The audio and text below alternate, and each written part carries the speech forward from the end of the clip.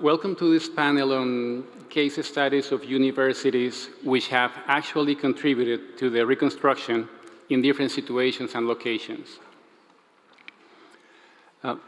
Scott Kirsner wrote in the Harvard Business Review that the panel discussion was invented by someone who liked to sit 3 feet above his audience, talk to 5 of his closest friends for an hour, and barely acknowledge that there are 100 other people sitting in the room, usually in uncomfortable chairs. I think that's not the case in this occasion.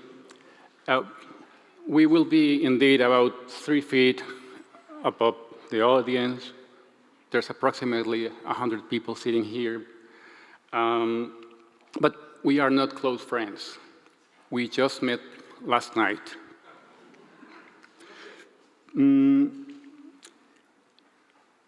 Well, I will not comment on the chairs, but I can tell you that we do want you to get involved in the discussion. So please take notes, prepare your questions and comments, and after the panelists have their presentations, the floor will be open for your comments and questions. So that's how you prove wrong a paper in a Harvard magazine. So the Carta Magna Universitarum says that universities have the responsibility to engage with and respond to the aspirations and challenges of the world. And we have an amazing panel that will address just that specific mission. And so let me introduce the panelists all at the same time, and then I will call them one by one.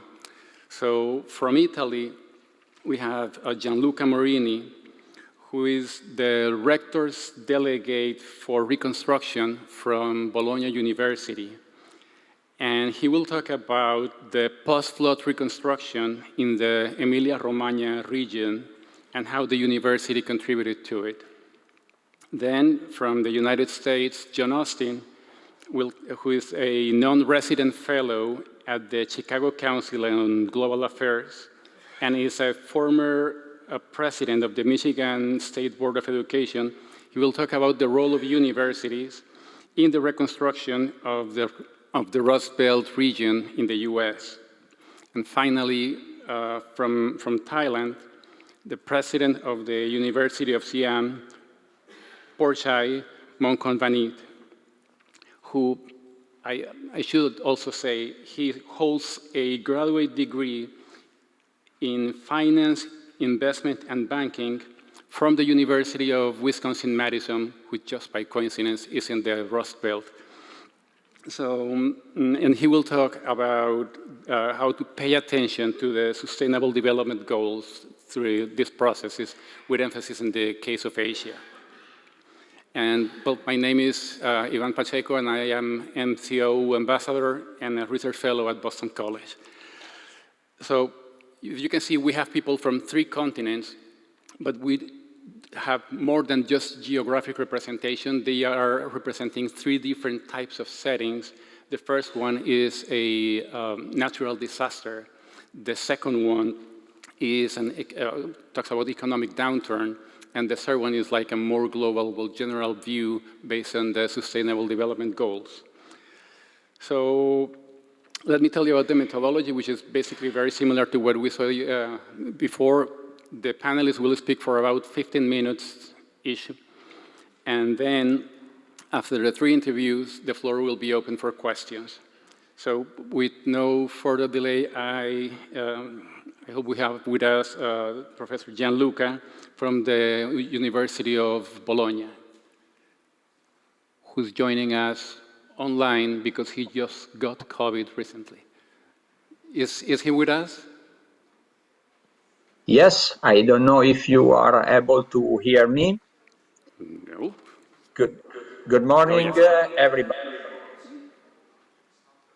Good morning. I apologize for not being there with you in Lodz this morning, but I try to do my job online, my presentation online. Okay, my speech was focused on the post-floods reconstruction in Emilia-Romagna. We can change the slide, please. The layout of my presentation, in the layout, I will discuss about the flooding event occurred in Emilia-Romagna in the last May. After that, I will present you the distribution of buildings in the region of the severe climatic event of the University of Bologna and the main sites involved in the floods during the last May. I summarize the actions activated by University of Bologna after the event, and I will focus my attention on the case of the engineering school at Forlì in order to demonstrate that negative events can accelerate the transfer of knowledge from the labs to the market sometimes. And finally, the conclusions of my talk. You can change the slide. Thank you. First of all, a very short description of the flood event in Emilia-Romagna. I don't know if you have news about this event, but the flood event was originated by 3 separate heavy rainfall events occurred on May 2, May 10, and May 16. If we consider the first 21 days of the month of May in our region, a huge quantity of water fell to the ground in a very short period. Just to give you some figure, the weather stations in the metropolitan city of Bologna recorded more than 200 millimeters of rain in 24 hours in May 2, and the same quantity of rain was recorded by the weather station at Modigliana, close to Forlì Cesena, and in Brisighella, close to Ravenna, on May 10 and May 16. The final result of this huge amount of water fell to the ground was that over 20 rivers and streams have broken their banks, causing flooding in 37 municipalities among Bologna, Ravenna, Forlì Cesena, Rimini. In addition, authorities reported more than 300 landslides originated by the water. You can change the slide, please. Yeah, you can see in this slide the geographical distribution of the floods with the red color you have in the region of Emilia-Romagna, the location in which the most significant floods were located. In order to summarize the main figures of this event, connected to the flood event, we had 13 fatalities, more than 36,000 evacuated people on May 20. The day after, additional 26,000 evacuated people, more than 600 closed the roads with terrific consequence in terms of mobility and transports inside the northern region of Italy. More than 300 landslides and more than 500 sheltered people as a consequence of the flood event. We can change the slide in order to show you the The distribution of buildings of University of Bologna and the presence of the University of Bologna in that region, in the region in which the floods was concentrated.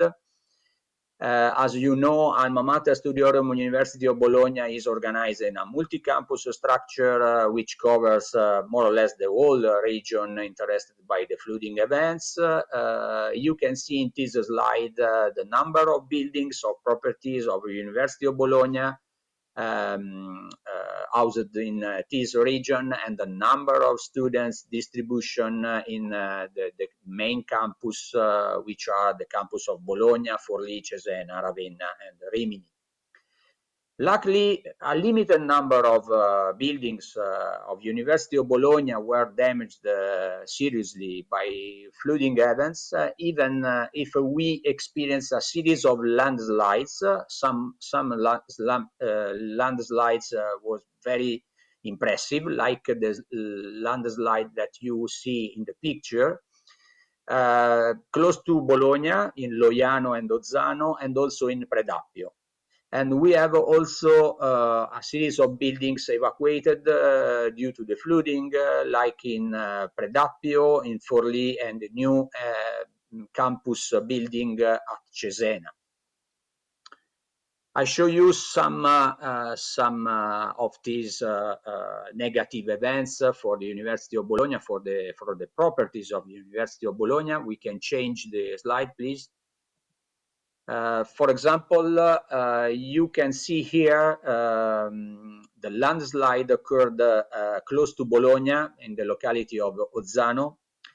The landslide has a width of more or less 50 meters, a length of 45 meters, and affected a very steep, densely vegetated pre-existing slope, having an height of more or less 40 meters.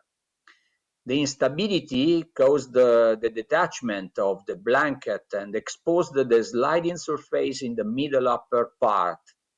The morphological element of greatest interest of this landslide is the detachment crown, which caused the retrogression toward the mountain of the edge of the slope, which now is very, very close to a series of private houses.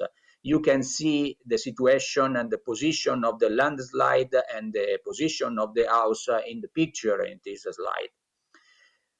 Immediately, University of Bologna activate the Department of Geology, and we made a series of preliminary works in order to clean the slope of vegetation and implement a plastic sheet to prevent saturation of the slope in case of additional rains.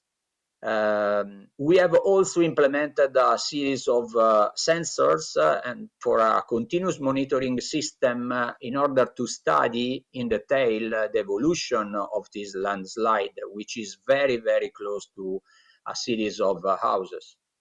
So this is just an example of a serious landslide affected in one land of property of University of Bologna, but this is not the only one. In the next slide, you can see another situation that occurred close to Forlì. We have a laboratory named Ciclope.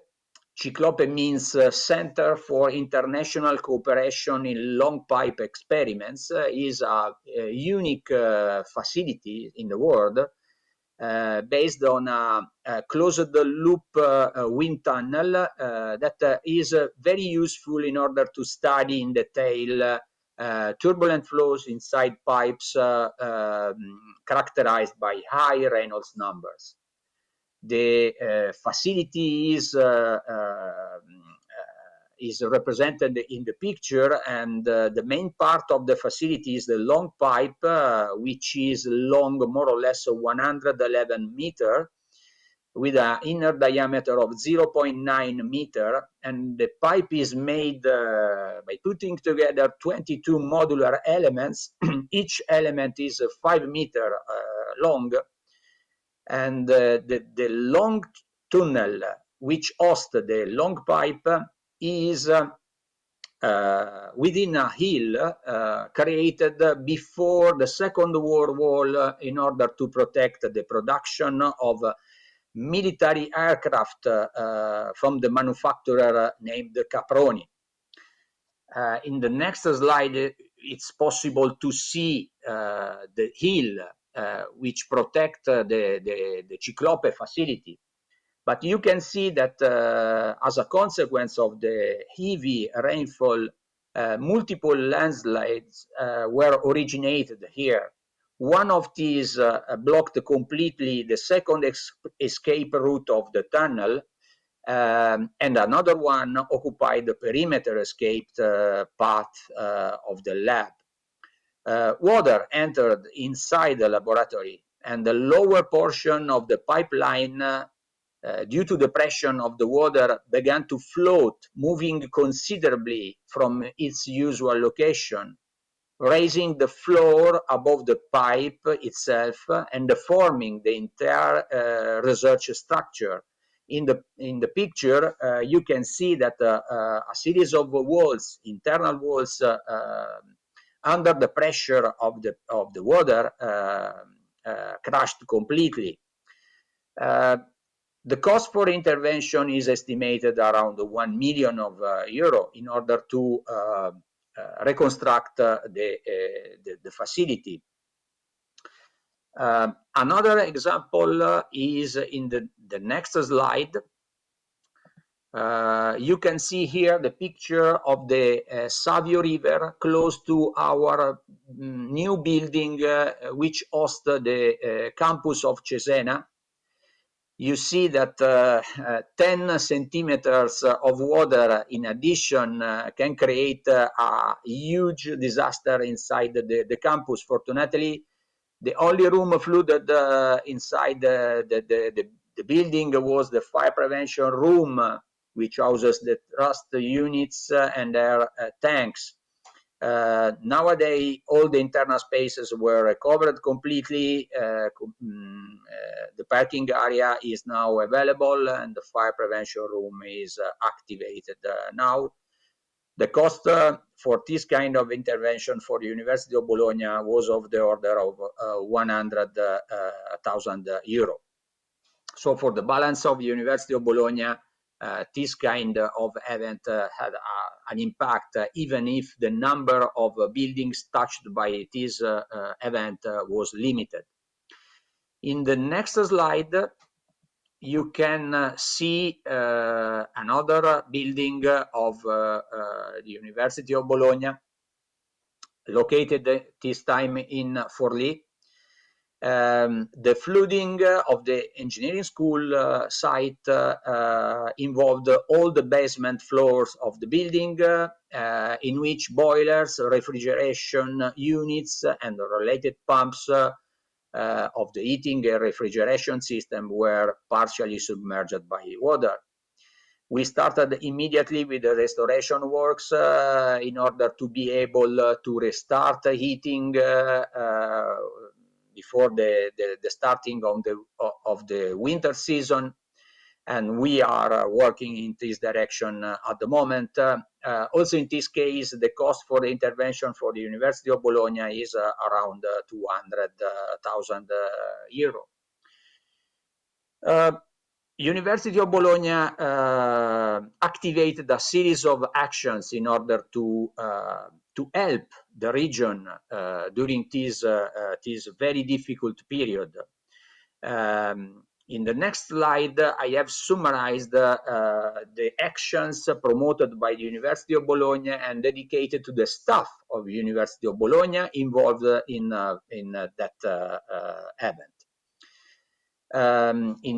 You see that we have activated the possibility for the staff to work in teleworking, or a series of satellite stations were activated in order to limit the travel of staff in the region during the period, the critical period of this crisis.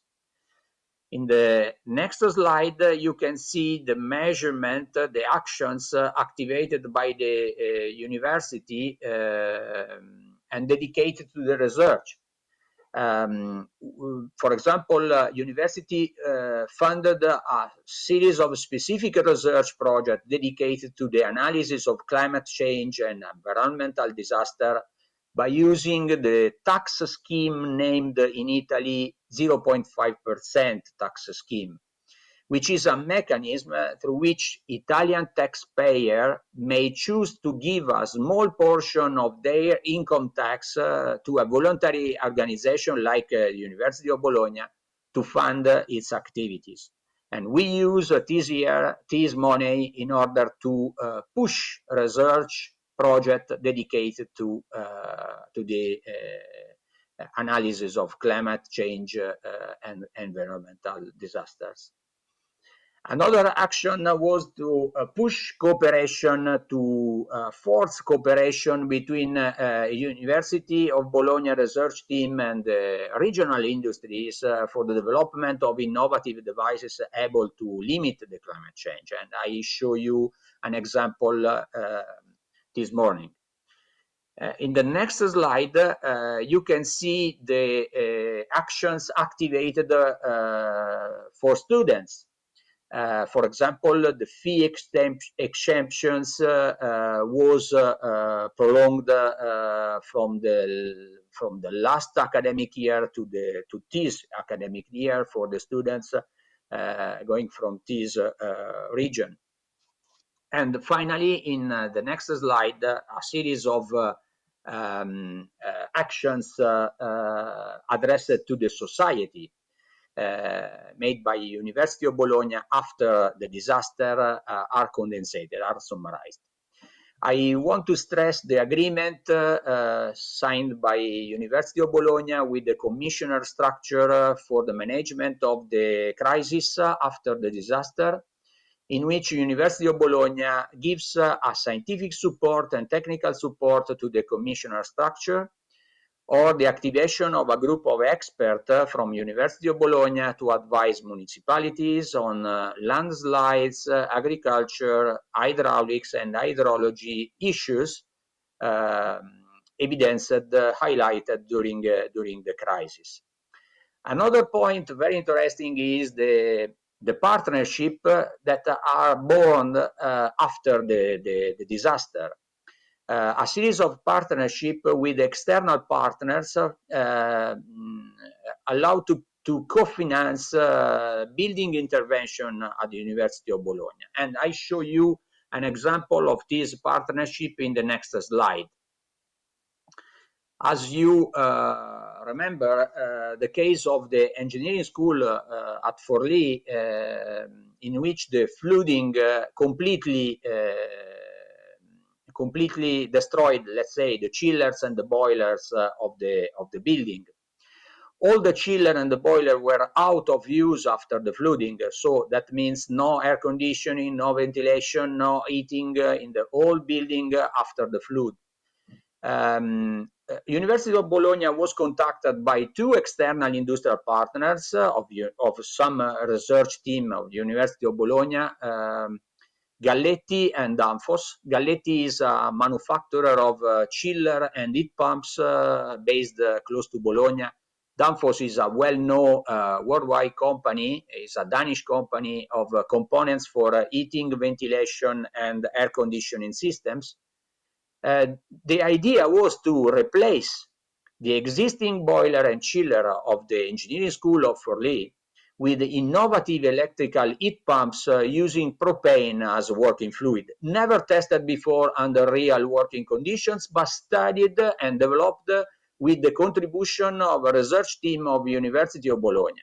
So in that way, we transform a negative event in the possibility to accelerate the transfer of knowledge from the labs of university to the market.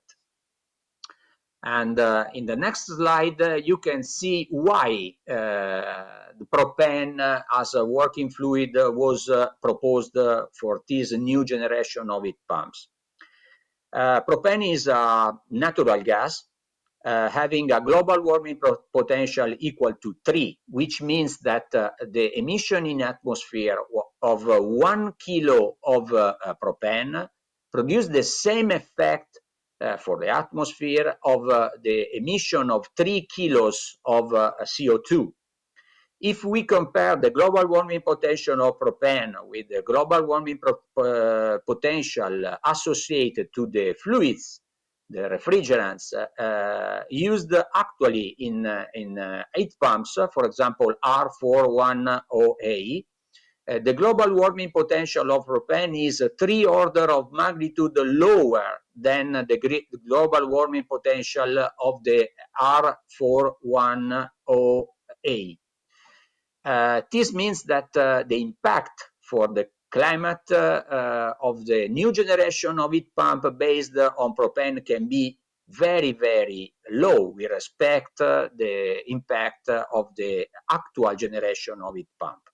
For that reason, we decided to build a new prototype of heat pump by using propane, and we developed in 3 months from July to the end of September 2 prototypes that are now installed in the engineering school of Forlì.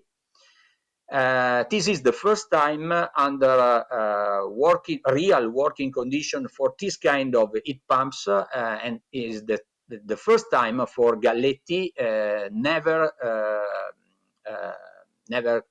built, never designed this kind of heat pump before. So this is just an example of the possibility that a negative event can give in order to push in the direction of accelerated transfer of knowledge from the laboratory of the industry, the laboratory of the industry and also the laboratory of the university to the market. In the next slide, you can see the new energy house of the engineering school of Forlì, and the connection of the energy house with the heat pumps with the distribution system. You can change the slide, yes. Industrial partner, we have access to the recorded data about the performance of this new system during the next 2 years, and all the prototypes are for free for University of Bologna. So we obtain a new system, and we test the new system thanks to the cooperation with external industries. So my conclusions, the conclusions is that even in correspondence of very negative events like the severe climatic event of May 2023 in Emilia-Romagna, it's possible to transform a negative event in a positive event by accelerate the transfer of knowledge from the labs of university to the market. And the contribution of university during and after these negative events can be for sure in terms of shared knowledge. Our researchers, our experts can help municipalities, civil protection teams to face problems during and after these natural events, but also in terms of addressed research. And we have a lot of research teams involved in all the universities in the world that can contribute in a positive way to face this kind of problems. The last point is that sometimes university can use their building stock as an open lab for testing innovative devices and to accelerate the transition, the energy transition that is evident that we need to do as soon as possible.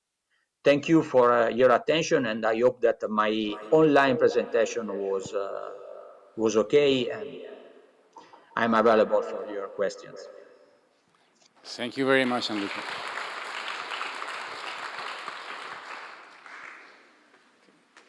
John? Great. Thank you. I'm John Austin from Michigan in the United States. I'm honored to be with you, and I so much appreciate the spirit and the orientation of this gathering. And I'm delighted to share what I can on the topic that I was requested, what we can learn from the US and North American experience of universities' role in community regeneration. I was disabused by earlier presentations that all your universities here are ancient, which is our perception. But I think on balance, our universities, like much in the New World, are much younger. And I was reminded of this when last year I had a study tour of European leaders of economic change and transformation to come to the American Midwest and giving them a tour of the University of Michigan, where I am based. And I was pointing out this is one of our older universities in the Midwest, founded in 1819. I'd gotten to know some of the study tour members, so I pointed to German Jörg Hemne. I said, I understand you attended a somewhat older university. He said, yes, Tübingen, founded 1477. But even though our universities are much younger, they've been central to our economic growth and dynamism in our country, as well as helping us in our industrial heartlands cope with dramatic economic restructuring. Now, Ivan last night told me that he was not familiar with the term Rust Belts from Colombia. Maybe you're blessed you don't have a Rust Belt, but most of our countries have Rust Belts, the region that was the heavy industry, the heavy manufacturing that powered our economic national wealth and strength during the 19th and 20th century. In our case, it's the industrial Midwest, Great Lakes region where I'm from. It's the north of England, it's the north of France. I understand Donbass is Ukraine's Rust Belt. And most of these regions are going through a very spotty and difficult restructuring from these industries that made us great as they've restructured or disappeared completely. But I would say our universities in my country, and I would warrant yours too, are a central, perhaps the central fulcrum for regional and national and local regeneration, economic renewal, cultural and spiritual renewal, including after disastrous and destructive events. Wars, yes. Natural disasters, as we just heard, yes. But also the collapse and even disappearance of the industries that gave jobs and pride and identity to people across our heartland regions. And all of our countries and many communities in the US have experienced the collapse of their defining industry. And we've done events on industrial heartland transformation, international sharing of lessons, but some of the most pointed testimony came from leaders of regions like Mayor Mike Bradley of Sarnia, Ontario, which is a chemical town or former chemical town right across the border in Canada from Michigan. And he described industrial decline is felt and described akin to violence. This I'm quoting Mayor Bradley. Quickly, brutally, jobs in the sector were lost. It was a violent change. Huge drop in industrial sector jobs, a brutal, even violent downturn. It was like something out of the Bible. It led to a lot of bitterness in the community. People feel this loss of who they are, their identity, and they're mad and upset and disempowered. So today, in an economy that is transformed by new knowledge, skill, and technical demands, very different from our industrial heydays, universities are the most powerful fulcrum for new growth, new opportunities, new jobs, and restored optimism for our people. Let me give you a bit of US university sort of history and context. In my new country, our first colleges and universities, like many, were established early, in 1600s, 1700s, on our East Coast, where we settled. The Harvards, the William and Marys, and like most of those universities at the time, they were there to train the elites, the clergy, the doctors, and the other professionals. But over time, one of the great enablers of American society, as well as our economic growth, was the democratization, the great democratization and spread of our learning institutions around the country. As new towns were spread and settled across our frontier, which at the time was the US Midwest, that was the frontier, settlers created religious colleges and universities to train up men and women of faith, to mark themselves as learned communities, to attract other learned people to their communities. So we have thousands and thousands of small colleges dotting our heartland region. And one of the great inventions of the great public universities, and during our Civil War, the land-grant universities were created. These are the University of Michigan's, the Penn States, the Ohio States, the University of Wisconsin, the University of Iowa. These are big universities, 50, 60,000 students, thousands of faculty. And these were built purposefully in their organization to advance commerce, agriculture, and industry, and to provide higher education for the masses, not just the elites. And later, even Harvard, President Conant, he invented our standardized college admissions process and the SAT in order to identify qualified everyman's and women's to join the elite at Harvard. And then in the 20th century, we created what we call community colleges, first in Joliet, Illinois, in the Midwest, which were big institutions dedicated to train the workers and technicians demanded by the 20th century industrial economy. After World War II, again, massive public investment in our country continued. Our federal government, after the Second World War in particular, poured millions into basic and applied research, which was competitively led and won by our universities. So in health, computing, aerospace, this led directly to game-changing innovations like the internet, global positioning systems, new miracle drugs came out of that interplay of research, funding from the feds, and our great universities. Then we also free GI Bill, free higher education for returning veterans from World War II, high quality, low cost education in these large public universities that were state funded. That gave us the best educated citizenry in the world for several decades, and I would say contributed tremendously to our economic growth and dynamism. So important today to remember that as we move from agrarian small town to big industrial communities, to one where creativity, specialized knowledge, broad general knowledge, computing and digital skills are needed for all to make a decent living, that these institutions are central. And in my country, 99% of jobs that pay anything to raise a family since our Great Recession of 2009 require some post-secondary education credential degree. There aren't good paying jobs in our advanced countries for people that don't have an advanced degree that you can raise a family on. But it's technical skills, engineering, computer science, but more importantly, critical thinking. Those who can work with people not like themselves. Communicators, those who adapt to change. The broad liberal arts skills are even perhaps the most important skills to impart in a world that is defined by change. Occupations come, go, disappear. Adapting to change, learning to learn the next skill. That's what's important to impart. In today's economy, emerging sectors of industry and businesses, the coming growing sectors, whether it's water technology, smart water folks like we heard about earlier, they all emanate from the interplay of research and development, new ideas and technologies at the intersection of universities, businesses, and investors. Think semiconductors in our Silicon Valley in my country, or the rise of biomedical, bioscience in Boston and those institutions. Most people don't know the internet, the amazing invention of the internet. Federal research funding started it. The big 10 universities in the Midwest built it. They built the pipes, they created the gopher, the search engine, all of those technologies came out of our universities and have changed the world's economy. And where I am, university towns like where I live, Ann Arbor, Michigan, or Madison, Wisconsin, or Iowa City, Iowa, are thriving global cities, wherever there's a big, significant research university, even while just nearby there could be industrial towns that have lost their anchors that still struggle. So today's economic currency is talent, and talent likes to be, live, and work in environments like university and college towns, not just because of the shared work and they get to bump into their colleagues, but because there's arts, there's culture, there's interesting people and things to do, like this town is becoming. So where communities collapse and old industries restructure, automate, move away completely, or die, universities are the most powerful building block of regenerated economy and regenerated community.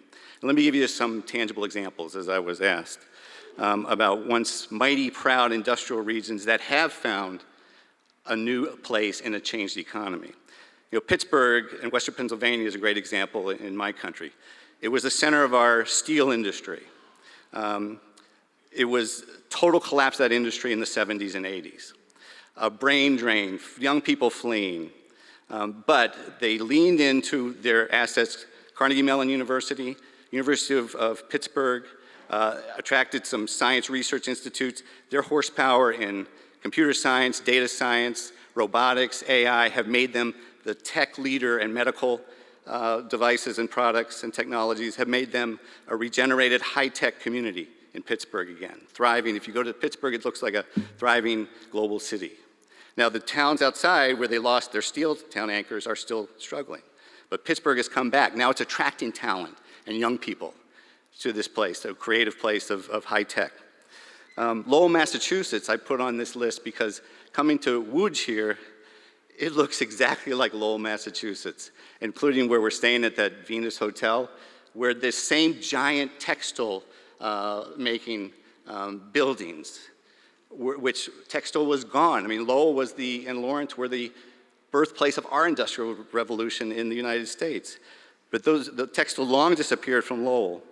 But what's happened is leaning into University of Lowell Polytechnic, rehabitating and leveraging those beautiful facilities. They're filled now with tech firms, offices, condos. There's also our first national park. Some of you have been to America, you know national parks we're very proud of. The first historical heritage national park was the Lowell Heritage Park, to celebrate that textile industry and the people that made it. And so it's a national park quality environment where you can explore the history of that.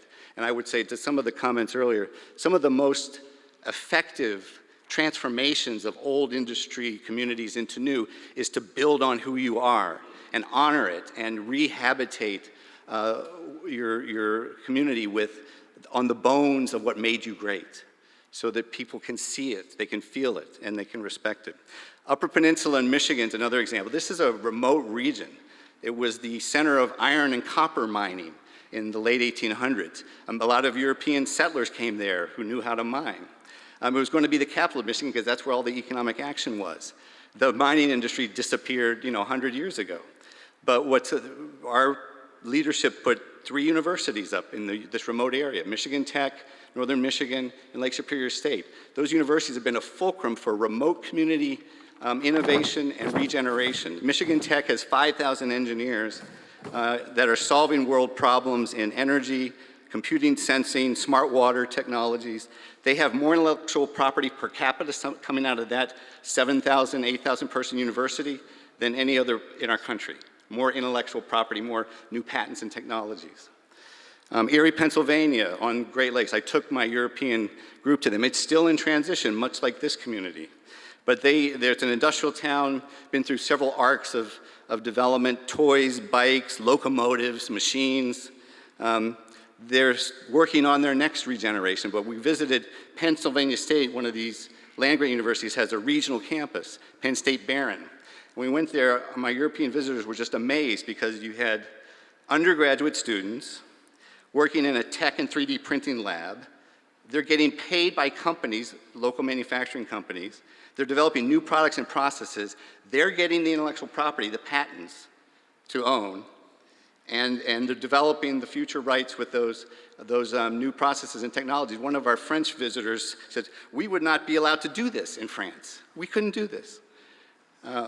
In South Bend, Indiana, Studebaker, an automaker. Here's a town of 100,000 people, just like Flint, Michigan used to be 150,000. Studebaker, 40,000 jobs disappeared several decades ago. But Flint doesn't have Notre Dame University, South Bend does.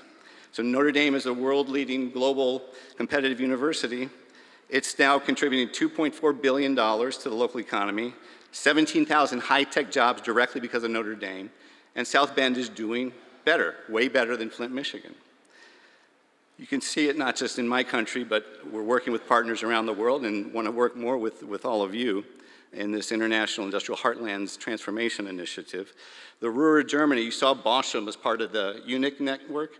The German scene, they used to have 500,000 people in coal and steel in the Ruhr. No universities or colleges. This transition began. They purposely built institutions like the University of Boschum in the 60s, Fraunhofer Institutes, as a fulcrum for future economic development and growth. And now they have the highest student density per capita in the Ruhr of any place in Germany. Quite an evolution from, and there are no coal and steel jobs. Manchester, UK, I'll end with, it's the birthplace of the Industrial Revolution. Built on what? Textiles. It was called Cottonopolis because all our cotton went there to power the mills. Now those mills, or cotton mills, are long gone. Manchester's an old industrial town, but because it's got University of Manchester, which has the largest student share of the population of any university town in the UK, it's drawing in young talent. It's rewriting itself just as this community is, as a life sciences, creative, cultural capital, and is doing better than many of the other older industrial towns nearby. So my message to you is you can't have too many colleges and universities. Ensuring free inquiry is key.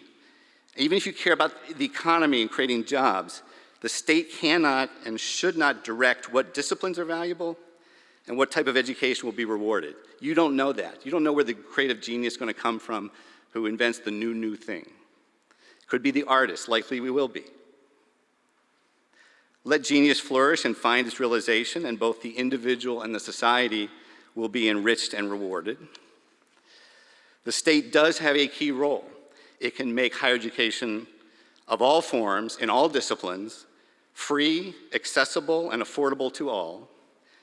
It can fund the basic and applied research that the market doesn't fund, that nurtures the next big idea, the next world game-changing technology, industry, and opportunities for other people to have a decent life.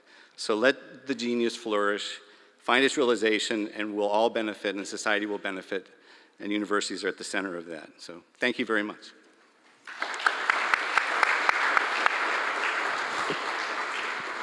Thank you very much, John. And I would like to invite Portney to join us. Are you still here? Did you run away?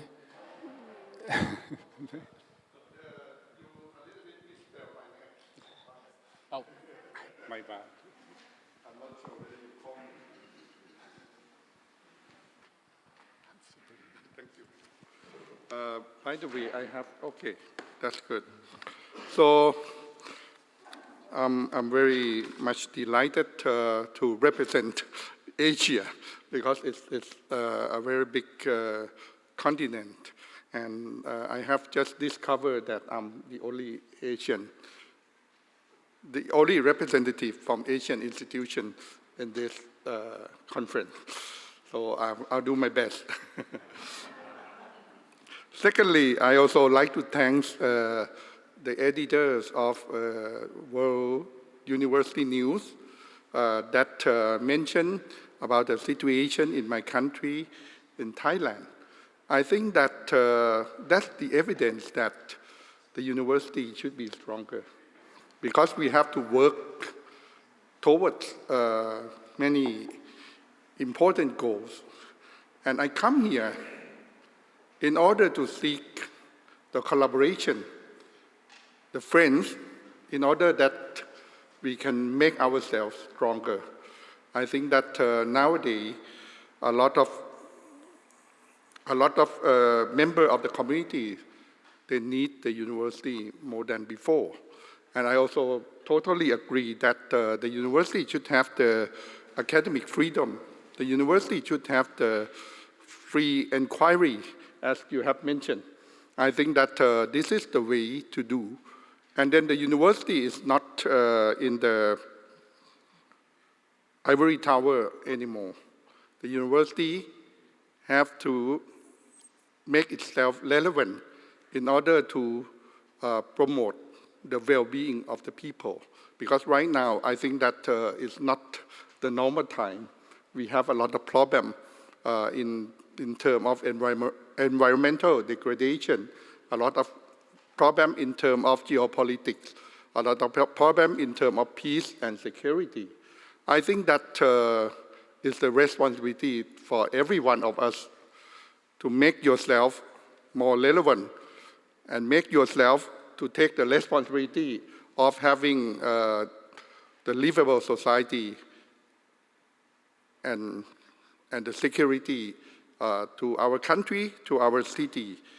And when you give me the title that to talk about case of Asia, I think that is also very difficult because Asia is very, very large. It probably is too large. Asia accounting for 3/4 of the world population and resources, 3/4, 70%. And we also have the fast growing economy. And I also did a little bit research. I have found that 3 out of 5 top 5 global economy are also in Asia. That is Japan, China, and India. They're also in Asia. And then half of the world, I also have learned that half of the world carbon dioxide and methane emission also happen in Asia. So you cannot solve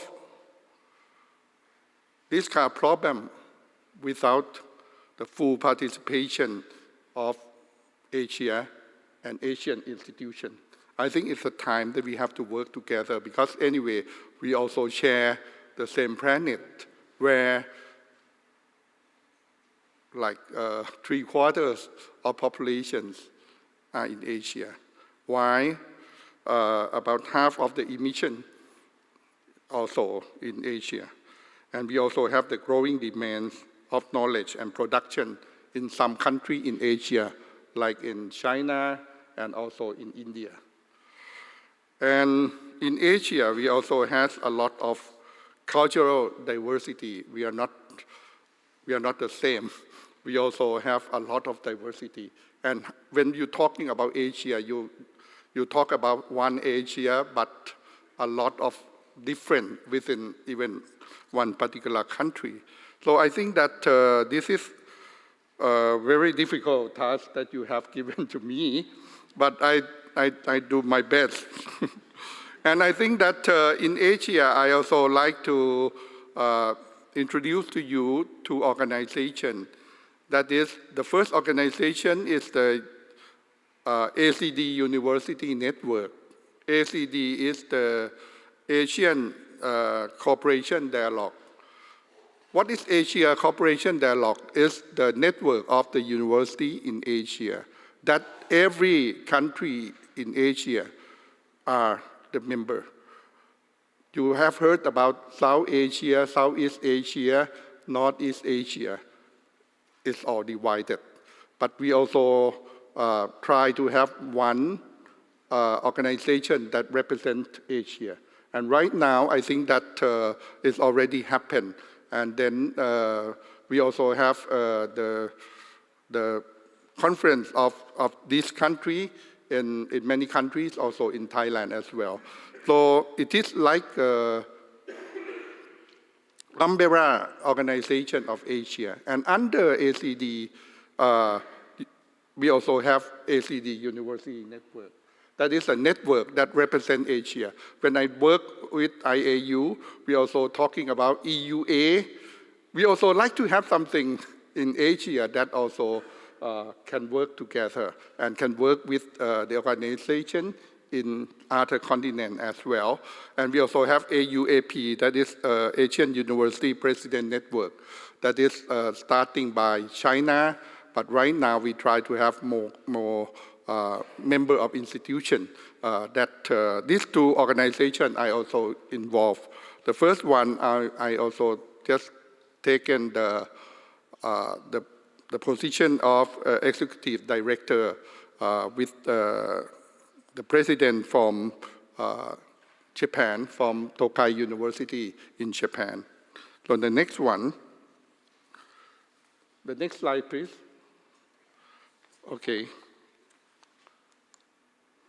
Okay, so I will talking a little bit about organization, and then after that, I will talking about the problem focused on sustainability in some country in Asia, and I have to talk more about Thailand because I live in Thailand. I know more about my own country. So I think that when I have a chance to listen to the presentation from Bologna University. This also reflects me about what happened in Thailand in 2011, because we also have the flooding all over the country and all over Bangkok metropolitans. And then at that time, the government also tried to do something in order to have less damage because of the flooding and also the district authority. But what I have found that luckily the people still have more trust in the university comparing to the government and also district authority. So that's why I think that is the responsibility of the university to doing this. Because at that time, if we do nothing, then we cannot go out of our home. And then we need to have some safe space that people can use their toilet, can use their kitchen, but we cannot have everybody. We have to choose which one. And at that time, the university have played the roles.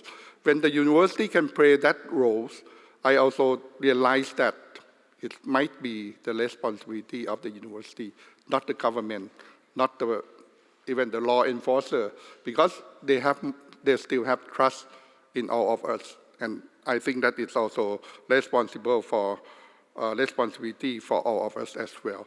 So I will have to show you some project that we have done in terms of sustainability. That is what our chair have given to me about the climate change, about the dangerous spot in the city, about the demographic change, aging society, equality and peace, and also at the end, we also have realized that what we have to do is to transform ourselves, to transform the education so that we can work, we can better take our responsibility.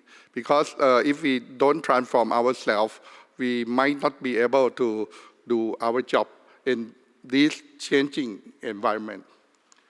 So the next thing is that this is about the picture of the Asia Cooperation Dialogue. So we try to create one umbrella of network that all the country in Asia represent. And when I say Asia Cooperation Dialogue, it's not only the university, but it's the country. So these are three pictures. The first picture is in Thailand, the second one is in Nepal, and the third one is in Japan. And we also working under our government, not working by ourselves, but trying to make the network of One Asia working together. And we hope that in the future, we can work more with other regions of the world. And this is also AUPF that I have mentioned about, the one that's starting with China, with the Guangdong University of Foreign Study. And right now, they also have the meeting of some of the selected Asian institutions every year, trying to work with China and understand about China and other countries in Asia. But not only China, but also Thailand and also Southeast Asia country. And then, what is this? Can you guess? This is the milestone that constitute the borderline of Bangkok. And right now, it's completely in the water.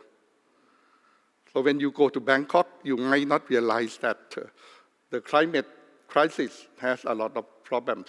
And you can see this is the sea, and this is the milestone of Bangkok. And then every year, we have less and less land and more water into Bangkok. And when you've been to Bangkok, I think you understand that our city is almost at the sea level. It's a new land. And then every year, we have less land and more sea. And what we're trying to do is that we're trying to have the new technology to protect our land. Normally, we will plant the tree into many mangrove tree in order to stop the land erosion, but it's not enough. So we have to thinking about having the pillar, like the pillar when you make a building, but on top of the pillar, you plant a tree. And this is what we are doing. We are doing, you see the pillar, and you see the tree in, at the top of the pillar, and I myself also in the, in the water, and the one with black T-shirt is our governor of Bangkok. In the black T-shirt. So we try our best to work with the community in order to make technology. We call this technology because we use the pillar, and then on top of the pillar is the tree, and to see whether it's possible. But right now, we also have more land, but we have to wait for a while to see whether it will really work or not. And then when we come back, I think that we also, at our university, I come back to our university, we also have announced that we try to have carbon neutrality by 2045. And then in the future, we also try to have the campus without emission vehicle. I think in some city in Europe, you also have non-emission city already. And this is our EV, our vehicle that we might be able to use in the campus without emission. And then the other project, I talk a little bit too much about Thailand, but this is what I know. This is the case study that we turn the dangerous spot in the city into healthy space. I think that in many cities you will have the dangerous place, such as the place under the flyover, under the bridge, and sometimes people also use drugs and also try to have the crime, to plan for the crime. And then we think that we like to reclaim the land into the safety space. So what we have to do is that we have to work with the community and also trying to make that land into the healthy space. But it's not that enough. You have, when you try to do something with the community, I think that it will not be able to complete with only science or technology. You have to understand about the people, about the management, and also about the psychology of the people. And then it's not difficult to make it safe for a short time. But if you like to make it to be a good place that the people to live with each other, you have to think about what kind of benefit. How can you make them love that space and use that space in everyday life? And then we also trying to make what we call pocket garden. Pocket garden means that we make a lot of space into the small park or small garden that people can use every day. And right now, I think that we work with the Bangkok Metropolitans to have about 200 pocket garden out of nothing. Because in the past, it was like the space under the flyover, the space under the bridge, and if you would like to make this kind of thing, you have to have the community involvement. You have to make them to have the listen to use it, listen to even sometimes you have to make them to be able to do some business, also to have some souvenir so that they will love and use that particular space. And then this is what we call is the time bank. What's meant by time bank? It means that right now, only in some country in Asia, such as in Korea, in Thailand, and in Japan, we are approaching the aging society. When we approaching the aging society, it means that we need for the people to help each other, such as the new generation also can look after the older generation. And when you're getting old, then you record what you have done. And then at the end, you also can trade your skill, such as if you know how to make your hair cut, you can do the haircut, but sometimes you also need some people to look at your garden. This is what we call is a time bank. And this is not only the one branch. We try to have time bank in many districts of Bangkok. I think that right now we have 20 to 30 districts of Bangkok to make sure that people can help each other, at least within the small area when you know each other. So, and I like to make the stress that the university, when you work with the community, it's always be interdisciplinary. You cannot achieve with only one discipline. And then you also have to make the people having trust on the university and understand about what you are doing. And you should not mandate them. You should listen to them. And then trying to have many disciplines within the university to solve the problem that they have. So the next thing is we also have, the other thing is that we try to have the soft power. That is our culture. I think that in Asia, we have a lot of soft power or cultural activities. And then we also have to promote this.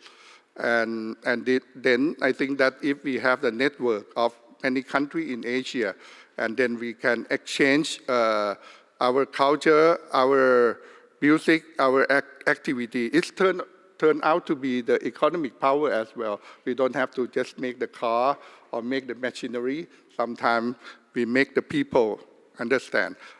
One of the success that we have made is Thai food. If you come to Thailand like 40 years ago, not people will know very much about Thai food. But right now, I think that they know about. And then this is, again, this is our our governor of Bangkok, and then with our students. And then we also trying to promote one area in our district to call the district that we use for the soft power, we call it, we're trying to promote the tourism and food in that particular area. And then the next thing is that about the peace and security. For the peace and security, I think that we also working according to the SDG, and then we also have a lot of problems. As you might know that right now, the new generation of our students, they also demand for different things. But we have to listen to them. And this is what we're trying to do, is to have the United Nations International Days of Peace. We're trying to have the activities, not only for Thai people, but for all the students in Southeast Asia and beyond.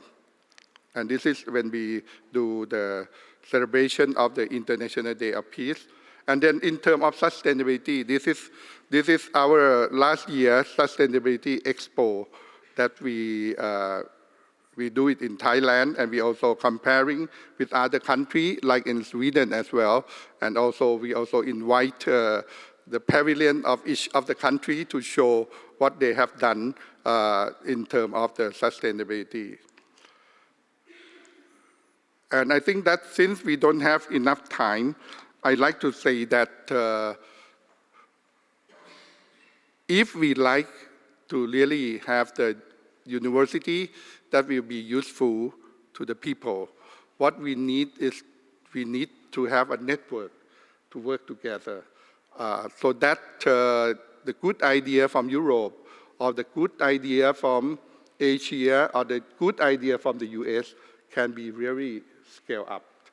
And then we're thinking about what our speaker from the US, President John Austin, has mentioned.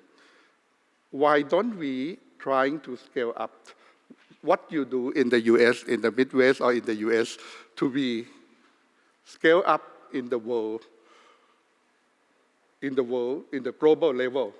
I think that this is the opportunity for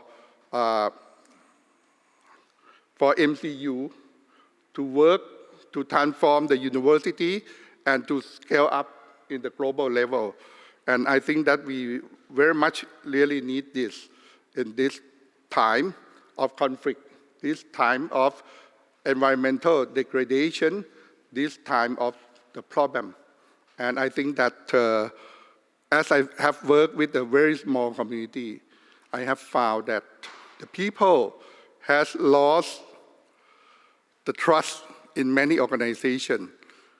They might have lost the trust in the university, but comparing to other organizations, they still have more hope on us. So I think that that's the reason that we should work together. We should try our best to promote the values of MCU, not only in particular area of the world, but spread it all over the world. And at the same time, to add the values in other continents, in other areas, to combine and make our university to be the hope of the people. Thank you very much. Thank you very much.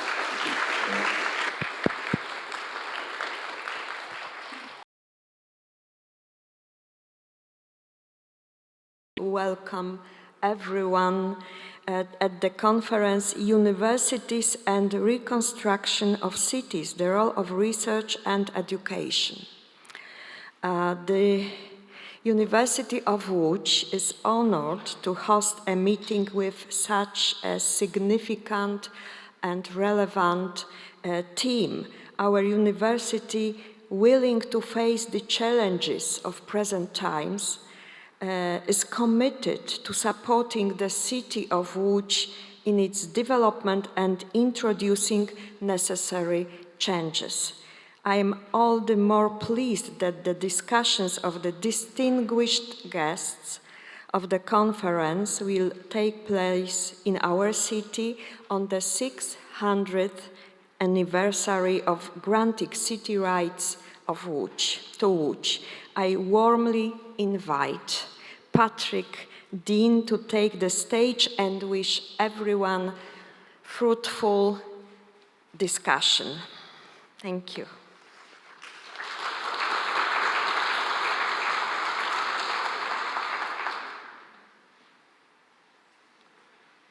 Well, thank you very much, Madam Rector. Good morning, everyone. My name is Patrick Dean. I'm Principal and Vice-Chancellor of Queen's University in Canada and President of the Governing Council of the Magna Carta Observatory, and in that capacity, Chair of the conference. So I welcome you all to the conference. Yesterday we had a very engaging pre-conference session, very much focused on the local situation, the situation in Ukraine, and particularly on Poland's relationship to Ukrainian universities. A very engaging discussion, and I hope an indication of things to come in today's deliberations. This has in fact been the trend in Magna Carta conferences in recent years. The current strategy for the Magna Carta Observatory envisages a growing internationalization, a growing reach beyond Europe, beyond Bologna, where the Magna Carta is rooted. And it's a great pleasure to come here to Łódź this year to talk about universities and their role in the reconstruction of cities. And this is, of course, a particularly relevant consideration here, approximate as we are to the conflict in Ukraine.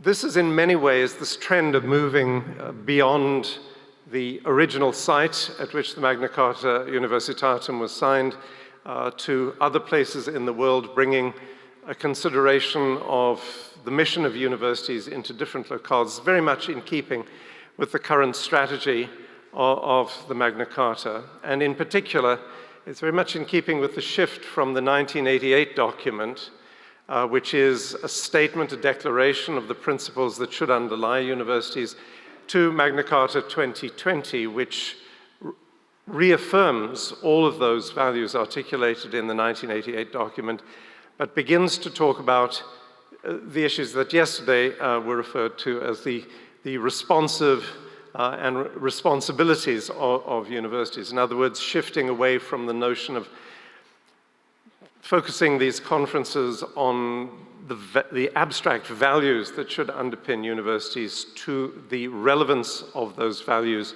in particular historical, geographical, and political locations.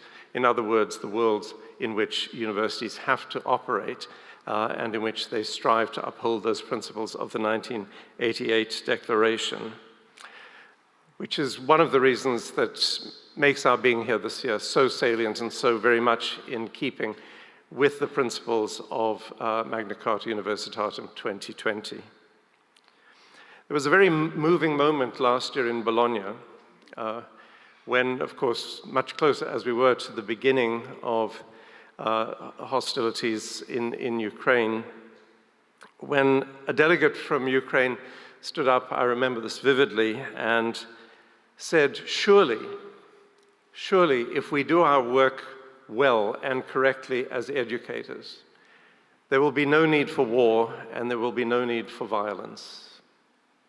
It's a very moving moment, and I think all of us who are engaged in higher education, indeed of education at all levels, we at some level must cherish that notion that education is humanity's most salient defense against our destructive and antisocial tendencies.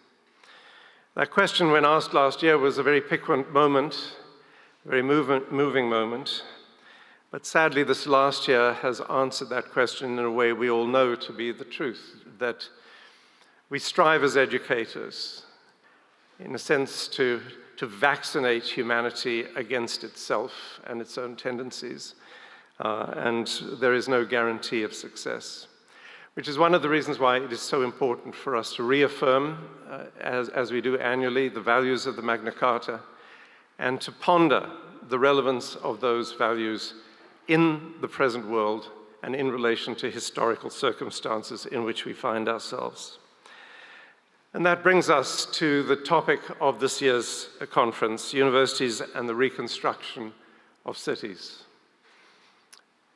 It's a very conventional aspect to the way in which university missions are construed, in the sense that we're always thought of as being agents of social construction.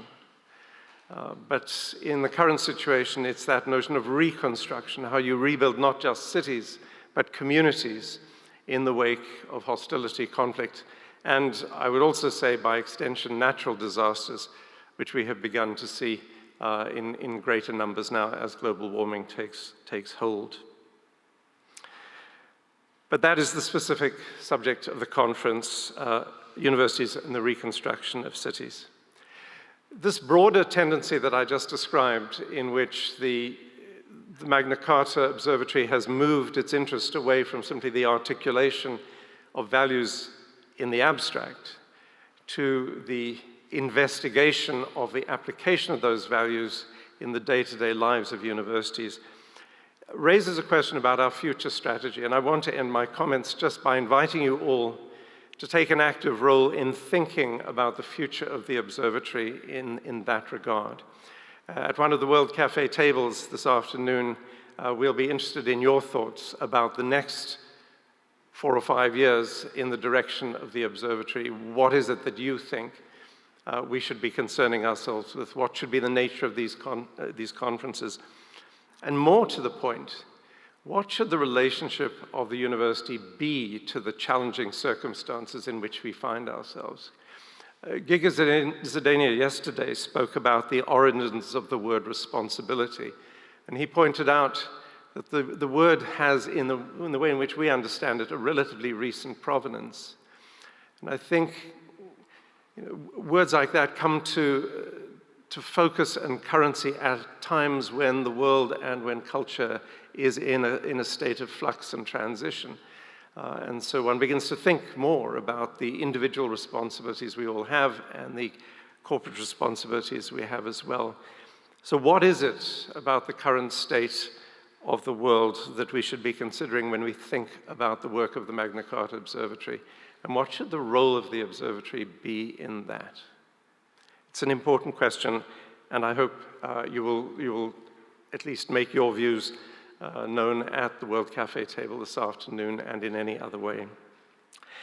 I'm going to move us, if I may, right on to the keynote speakers. So I would invite Ed Bringsma and Brendan O'Malley up onto the platform, and we have El-Fithri Rama joining us virtually. And once we have everybody seated, I'll begin the discussion.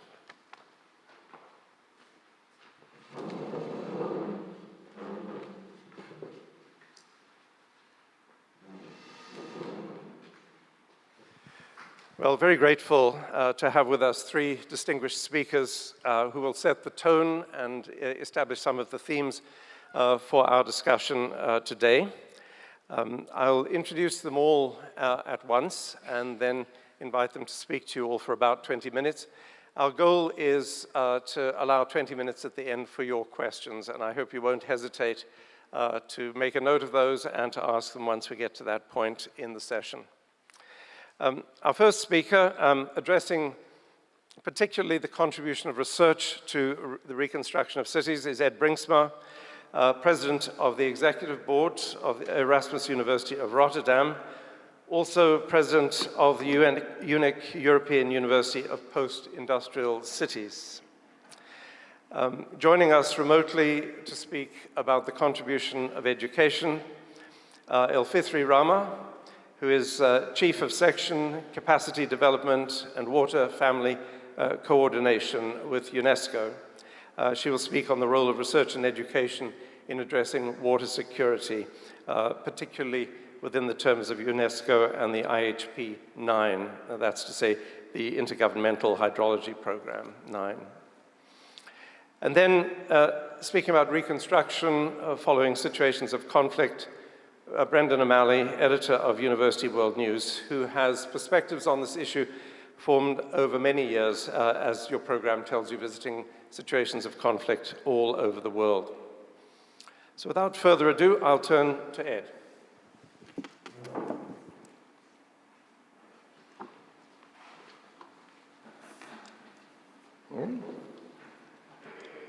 Right. Thank you very much. Ladies and gentlemen, it's a great honor and pleasure to speak to you today on a topic,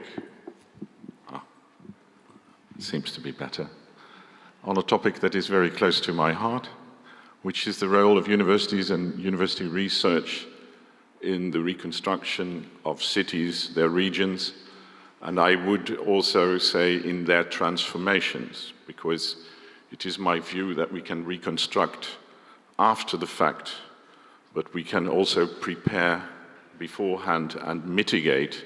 So it is not all reconstruction I will be talking about. The reason that it is quite close to my heart is that currently I'm president of Erasmus University, but once I made the transition from being a scientist to managing a university, I couldn't stop. So I've had the pleasure of being on the board of 3 universities. We have Erasmus University. Before that, I was president of the Technical University of Hamburg in Germany. And before that, I was rector of the University of Twente, University of Technology and Social Sciences in the Netherlands. And I think it's close to me. I did not particularly choose this. It came on my way, but looking back, all 3 universities have had a great influence on their regions and their cities. In the case of the Erasmus University in Rotterdam, it originated in 1913 with a University of Economical Sciences, which was a direct initiative by the people running the port of Rotterdam, because at this point in time, port cities realized that they needed more scientifically educated people to actually develop their economies and the well-being of people in the city. It's interesting, before that, port cities were less concerned with science and education. The interesting thing is I learned this, for example, in Hamburg, where the University of Hamburg was only established at the end of the First World War. Before that time, a big city like Hamburg was not in need of a university. Interesting perspective. I think the university in Rotterdam played a great role in the further development of Rotterdam. And of course, the interesting thing is it got its current name only in '73, when the economic faculty merged with a medical faculty and became the university. And of course, Rotterdam, like Coventry, was completely destroyed in the Second World War and really had to rebuild itself. And having a fuller university at its disposal was definitely very important, and it contributed greatly to the local economy and the development of the port. I think with both other universities, it is also can be said that they are younger, 61 and 72, and they were reactions to, I think, on the one hand, the destruction of the Second World War, but also the sort of resetting of the global economical system. So at the University of Twente, like Łódź, it was the collapse of the textile industry, which I think as part of the war and then the decolonization, suddenly cheap textiles were coming from Asia, and they completely obliterated the industry. Whereas, although in present-day Netherlands, this region is now seen as part of the outskirts of the Netherlands, it used to be 100 years ago the foremost industrial region of the country, producing 40% of its gross national product. And the largest bank of the country was the Bank of Twente, something that has been long forgotten now, but it's sort of... This region had to be completely reinvented, and the formation of a university there was absolutely essential to rebuild the economy. Same is, to some extent, true for the Technical University of Hamburg. Of course, Hamburg also suffered a lot from the Second World War, and especially the southern bank of the Elbe River was the more challenged neighborhood, where there was not textile but rubber industry that completely collapsed and had to be sort of revitalized, a rejuvenation of the local economy. And again, this university played a big part in it. I think what they all have in common is that they're relatively new universities. They are concerned with rejuvenation of the local economy. They are relatively large employers in their environment. So they're typically enterprising and entrepreneurial universities and tend to be innovative. I think this is something that you can see. Okay, that's as far as my background is concerned. Let's see the urban transformation, as I'd like it, so reconstruction. I extend the topic a bit. Of course, we are very well aware of the global challenges that have their impact on cities. Climate sustainability, inequality, health, you can name a lot more if you want to. And 10 years ago, I probably would not have written geopolitical stability and security, but it is definitely high on our agendas, and as we notice today in many aspects. And as I said, the cities are concerned because of these challenges with transformation of their economies, and also not just in the economic sense, in transformation of their societies, because the societies have become more diverse because of migration, the problems of integration, polarization, which is a big challenge. And of course, larger cities typically have challenged neighborhoods where all of this comes together, and you have a kind of intersectional problem here to be solved. I think one of the things that we are trying to do is that we don't have academic research just studying and objectifying and drawing conclusions, but that we are following new research methods as universities to become engaged researchers. So we involve communities in our research, and we also involve the particular context in which we're solving. Like, for example, in Rotterdam, the port is a very important context. And this leads to, so you see always that there is a nice model somehow for, let's say, enterprising universities. We used to have the golden triangle or the triple helix. Then some time ago, we invented that we should actually involve people as well. So we got communities involved and had a quadruple helix.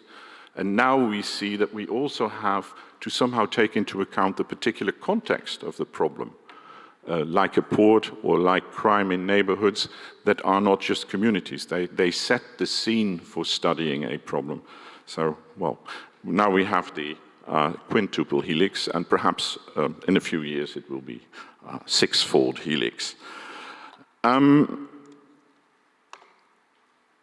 Very important about these things is that I think all of our challenges become so complicated that no single entity can address these issues on their own. So it's very important to collaborate, to network. And one of the things, for example, that in Rotterdam we have is, so I told you, our university is a marriage between what was a School of Economics and a medical faculty. It extended to include also the social sciences and humanities. It never got around to bring science and engineering. But this also had to do with the fact that just 15 kilometers away, there's the Delft University of Technology that does all of these things very splendidly. And so one of the things is that if you want to have a real and holistic approach to the challenges that beset cities, regions, countries, the world, you need to have the full spectrum of disciplines at your disposal.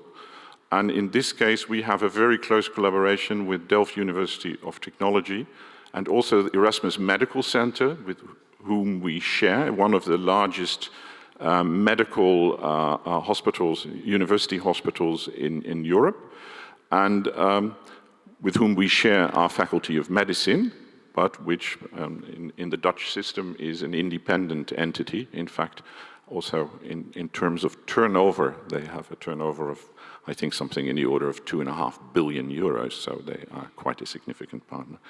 We have brought this together because then we have the full range of disciplines to address our challenges, especially the local challenges.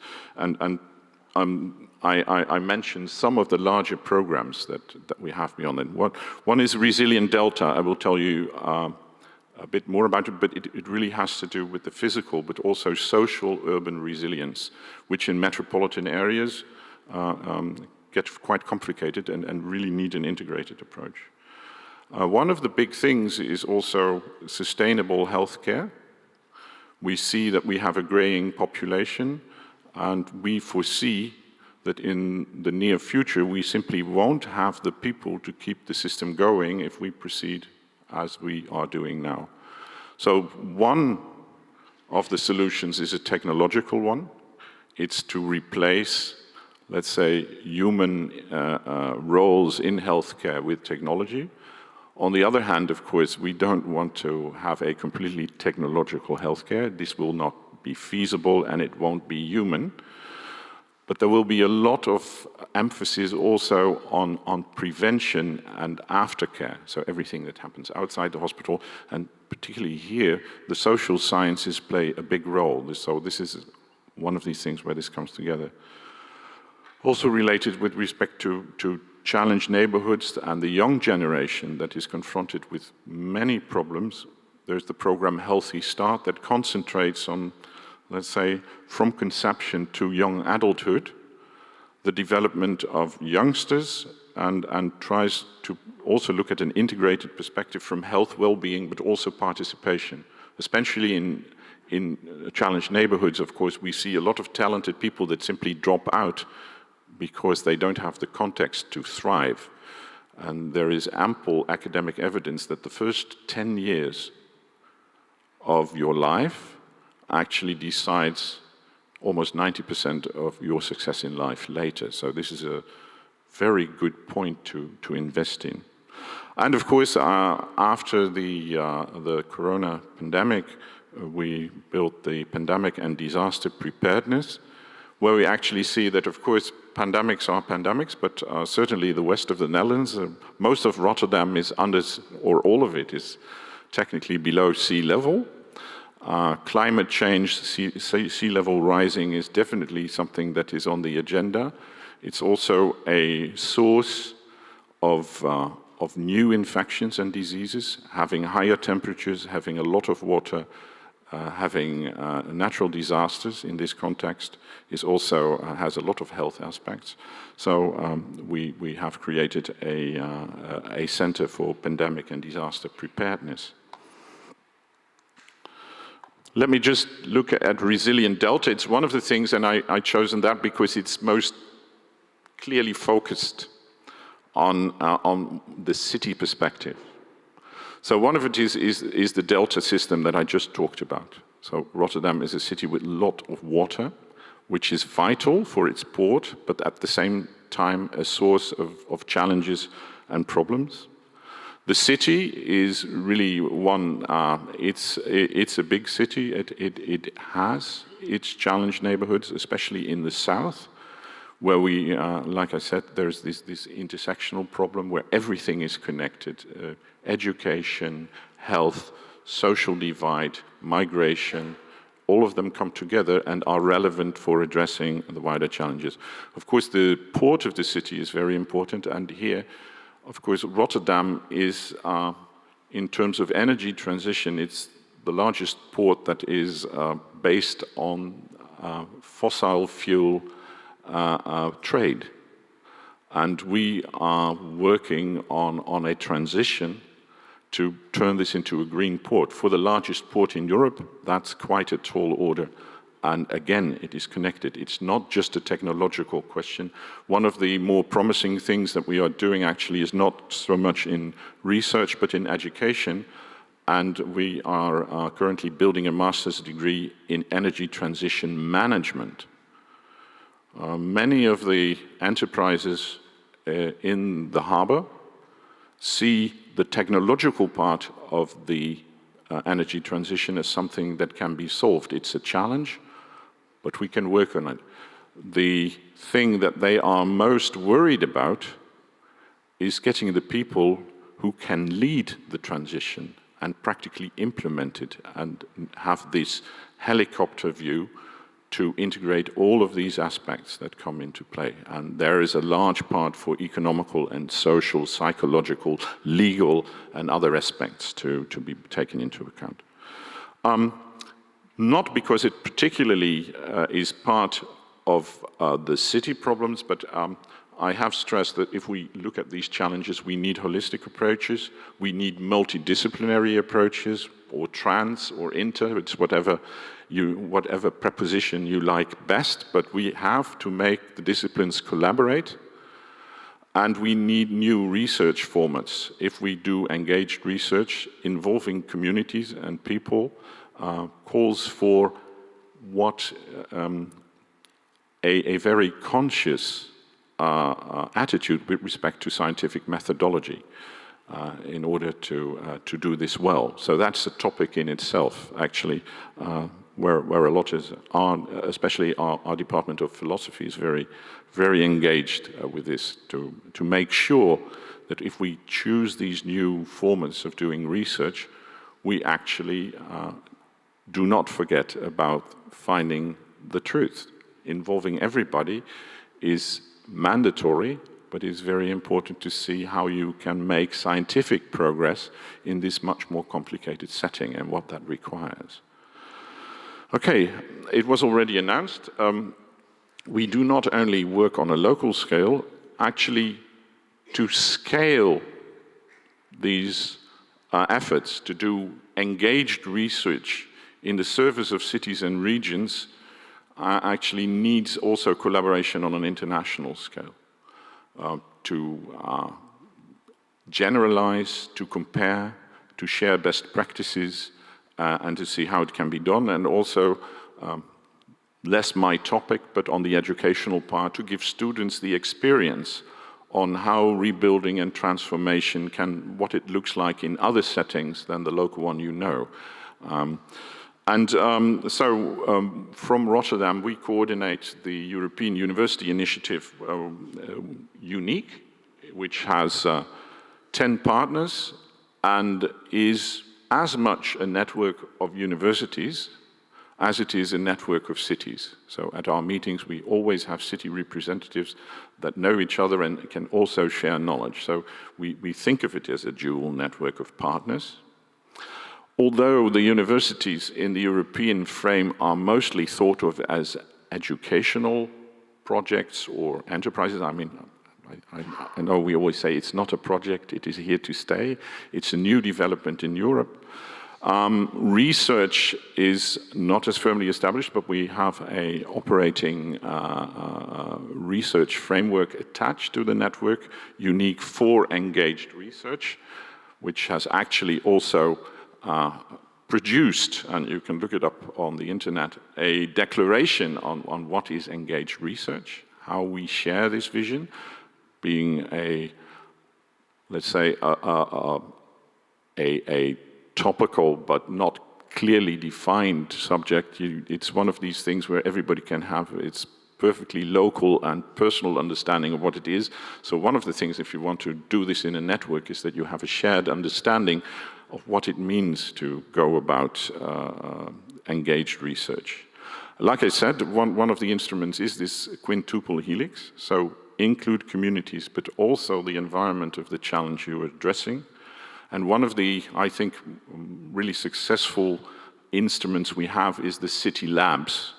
We have city labs festivals where actually on specific problems, we do have these instances where our local universities work with the cities, work with the citizens, work with organizations to work on topics like migration, challenged neighborhoods, and actually, in the extension of our network, we're also addressing things like sustainability, the role of culture and art in the resilience of cities, and all of these things. Okay, so what in the short span of 20 minutes, and of course I'd be happy to discuss with you in the last 20, is my main conclusion perspective. I think it is now common that universities say that they should be in the service of societal impact. And of course, some universities have already a long tradition, but it is one of these things where very few universities will now deny that this is part of their brief. As far as we have the experience, both in the convergence and in the unique setting, is that we have cities as partners in this enterprise, and they are, of course, living labs for studying and the problems.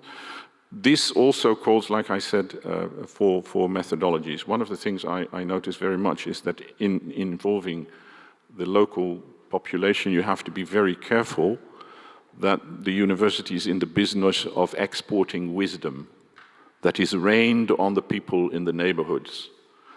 These people have their own understanding of their problems, and they want to participate on an equal level. This sometimes takes a bit of effort to get this organized well. Especially if you move into challenged neighborhoods, you know, universities are not seen as the first natural partner by the people who are there and have these problems. It really needs hard work to have the proper indicators. And it also needs, well, we have these things like epistemic justice, that we must somehow also involve the knowledge for which there is an empirical basis but has not yet been studied as part of university research, for example. Well, for the holistic approach and really the reconstruction or the transformation of your city or region, you need local networking to get the integral approach. But I think we need European international networking for the scaling of this, which will be quite essential. So, and this, then my last word is the connection to this meeting is, of course, I see that the availability of having a European educational area and a European research area is very important to do this. The fact that we sit here, we can discuss this. So I'm very grateful for the role that the observatory plays, because they are one of the partners that make the texture of Europe come alive to address all of these challenges. I think that's important, because if we want to do this, if we acknowledge this as a task of universities, then it needs to be lifted on a European and international level, and we need organizations like these to watch it. And looking at the future, I must say, we see the world splitting up in blocks. We have topics also in the Netherlands, which is generally seen as, a country with a long university tradition. I would say there are certainly questionable things regarding our autonomy. There are topics like knowledge safety. There are things like discussions on international students coming to universities, language ministers wanting to directly influence the curricula in universities. So we need this organization also in the future to have the right discussion and to preserve our economy, our autonomy, and our role in society. Thank you.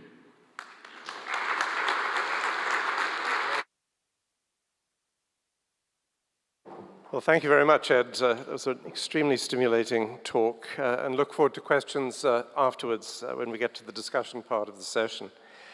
Our next speaker is Elfithri Rama, who's joining us virtually, so let's just make sure that Elfithri is with us. Elfithri, welcome.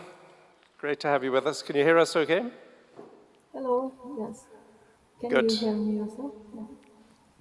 So I did introduce you at the start, but just to remind everyone, Elfithri is Chief of Section Capacity Development and Water Family Coordination with UNESCO, and she's going to be talking to us about water security. So over to you.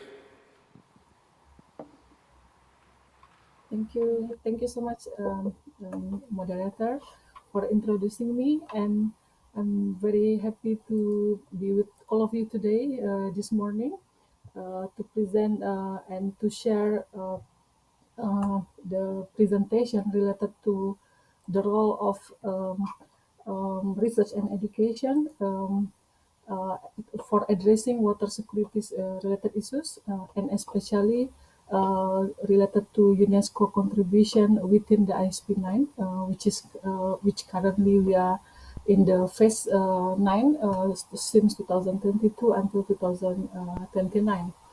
So I will share with all of you on this, and nice to meet all of you again for this conference and specifically celebration of the anniversary of Magna Carta. Next slide, please. So as next year you can just go next. Because as the main challenges of the related to water, basically on how to put water in the minds of people, because many people take water for granted because water is always there and we don't fully utilize the water. We only realize the importance of water when the water is no longer there, or if the water is in the bad quality and we cannot use the water, or if something happening like a disaster or earthquake or dam break or any related disaster that occur problem to our water resources, then only we realize the importance of water. So that we need to manage these issues properly. Next slide, please. So there is a few challenges related to water. Can you just share next slide, please? Especially related to research and education, because when we want to address the specific issues related to water securities and other issues, research and education is very important to do. But however, in addressing these issues, we have some challenges. For example, limited of political will, because in many countries, sometimes the political will is still low, where it is very important in order to promote the research and education in water-related issues. And also, if another most general issues also related to language limitation, where most publication or information related to research and education are mostly in English. So some for countries that are using English as main language is fine, but for some countries that is not use English as main reference or main language is a little bit problem, including, for example, in Asia, even in Africa, in some countries.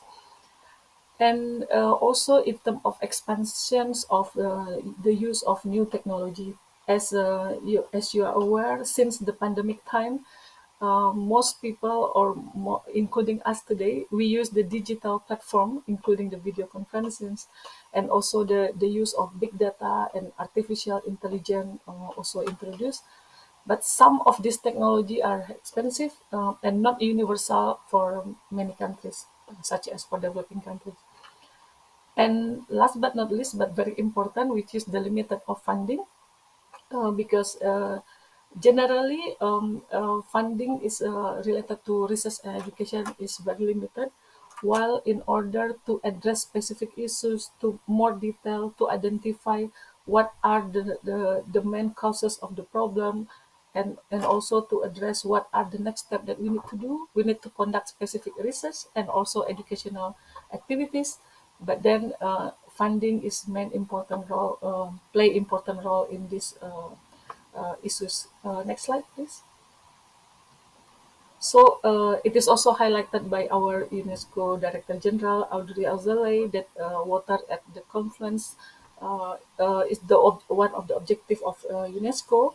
But then we need to learn well how can we be in good health, how can we build a world at peace and justice in a world that is thirsty or that makes itself sick by drinking water that is unfit for consumption. So we need to address these issues properly. And for UNESCO, of course, we support countries in various water education and capacity development for improved water management. And not only through our ISP Intergovernmental Hydrological Program, also World Water Assessment Program, which is within the UNESCO framework also, and also through our various partner and institution, including Category 2 Center and chairs. So it is clear that collaboration with various agencies and institutions are very important. Next slide, please. So within the UNESCO ISP, within especially under natural science sector, we have some division. So under division of water sciences, which in charge or becoming secretariat for intergovernmental hydrological program or ISP, we have three sections there: hydrological system, groundwater sustainability, and also capacity development and water family coordination. And under this section, we have three component or sub-program, which is eco-hydrology, water quality, and also water education. This is where water education that I want to introduce to all of you. Next slide, please. And UNESCO ISP itself is the only intergovernmental cooperation program within the United Nations system, dedicated especially for water research and management, and also education and capacity development. So we really very much focus on the international cooperation and also to strengthen the science policy interface and to facilitate education and capacity development in order to enhance water resources management and also governance. And of course, among of our roles, also to organize various courses, training, and workshop to increase the education and awareness among for the global societies and also especially on water-related issues. Next slide, please.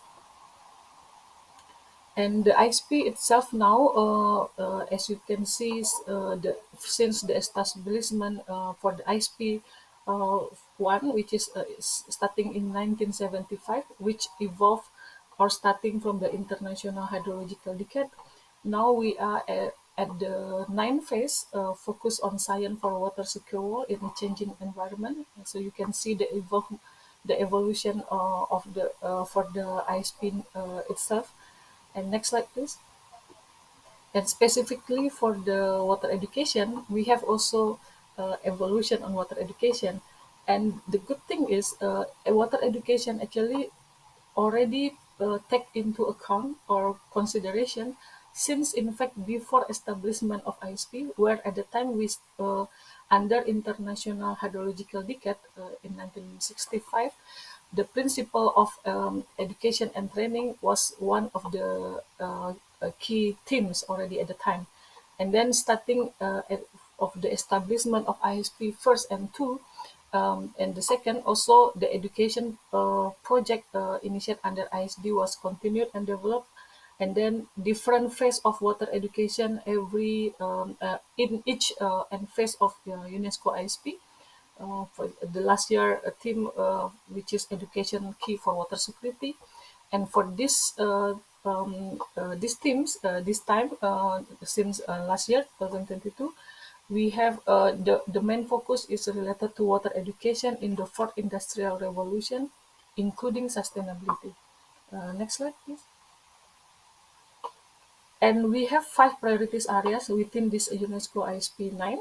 And as you can see here, in fact, our first and second priorities areas is exactly on scientific research and innovation, and also water education in the fourth industrial revolution, including sustainability. So research and education is our main priorities areas within this ISP 9. And of course, in order to implement our activities, there are so many outputs that we need to achieve and also key activities. Next slide, please.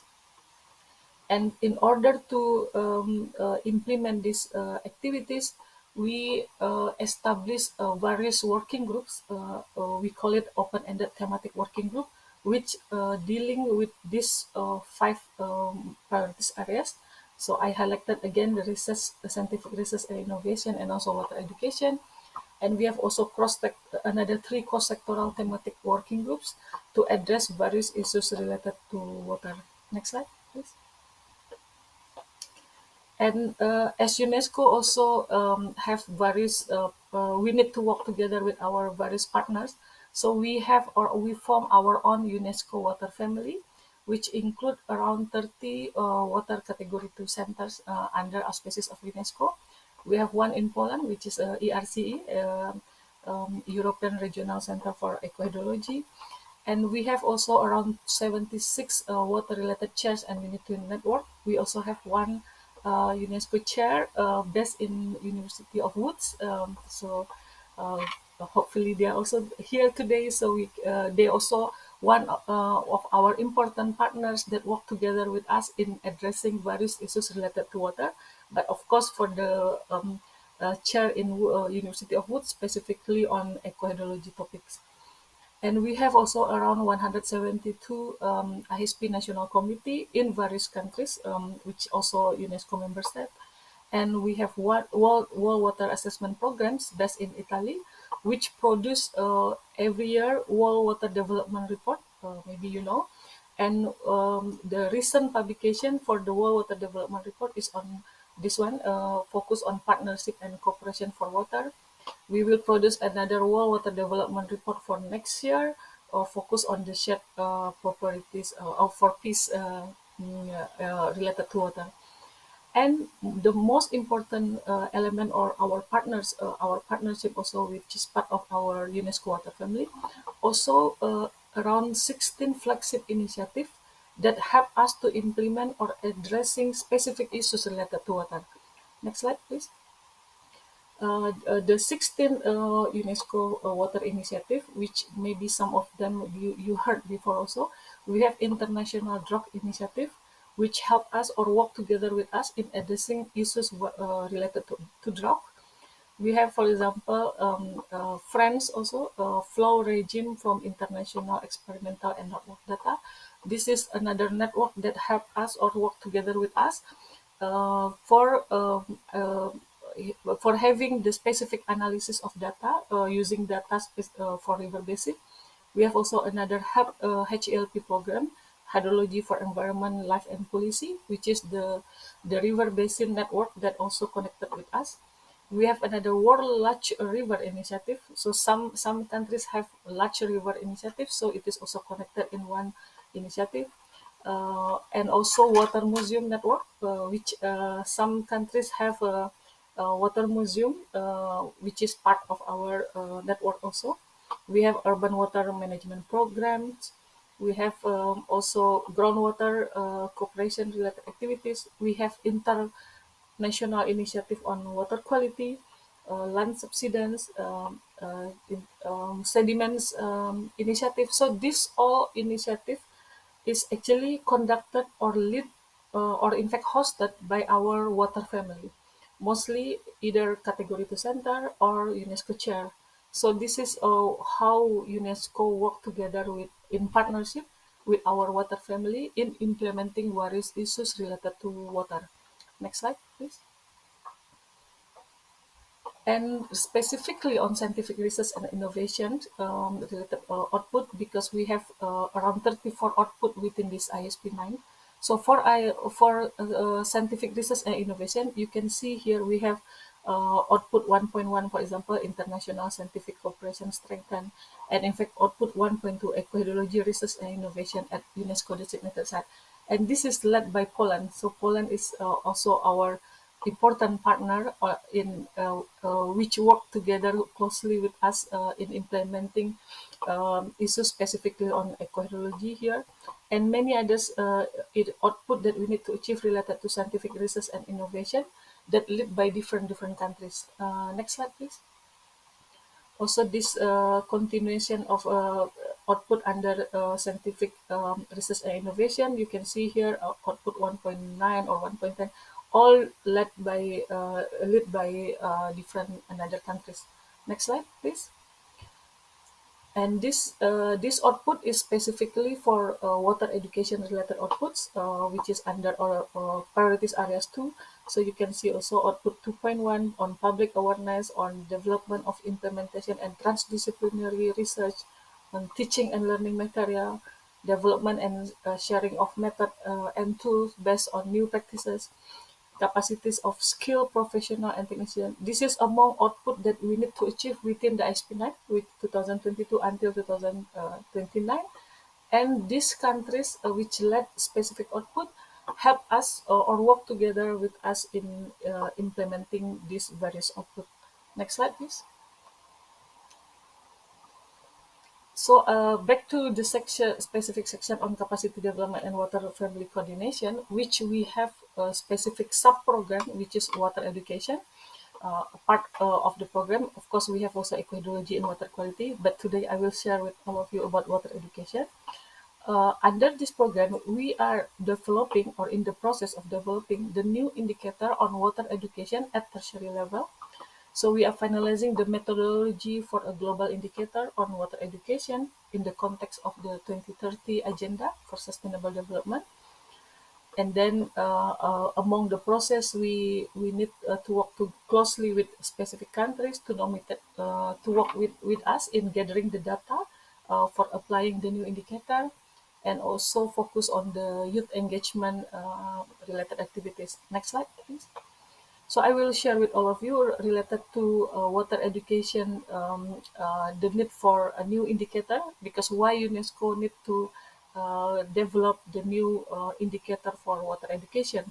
Because this is some publication before this or some issues raised that UN warned universal education goals will fail without 69 million new teachers. So this is how important the new teachers to be on board. It means to make sure the water education will be successful. Also, during the World Teachers' Day, UNESCO sound alarm on global teacher shortage crisis. So it means from the statistic also, it is not enough teacher or the professional skill to teach or to be for make sure the water education will be in a good fit. Next slide, please.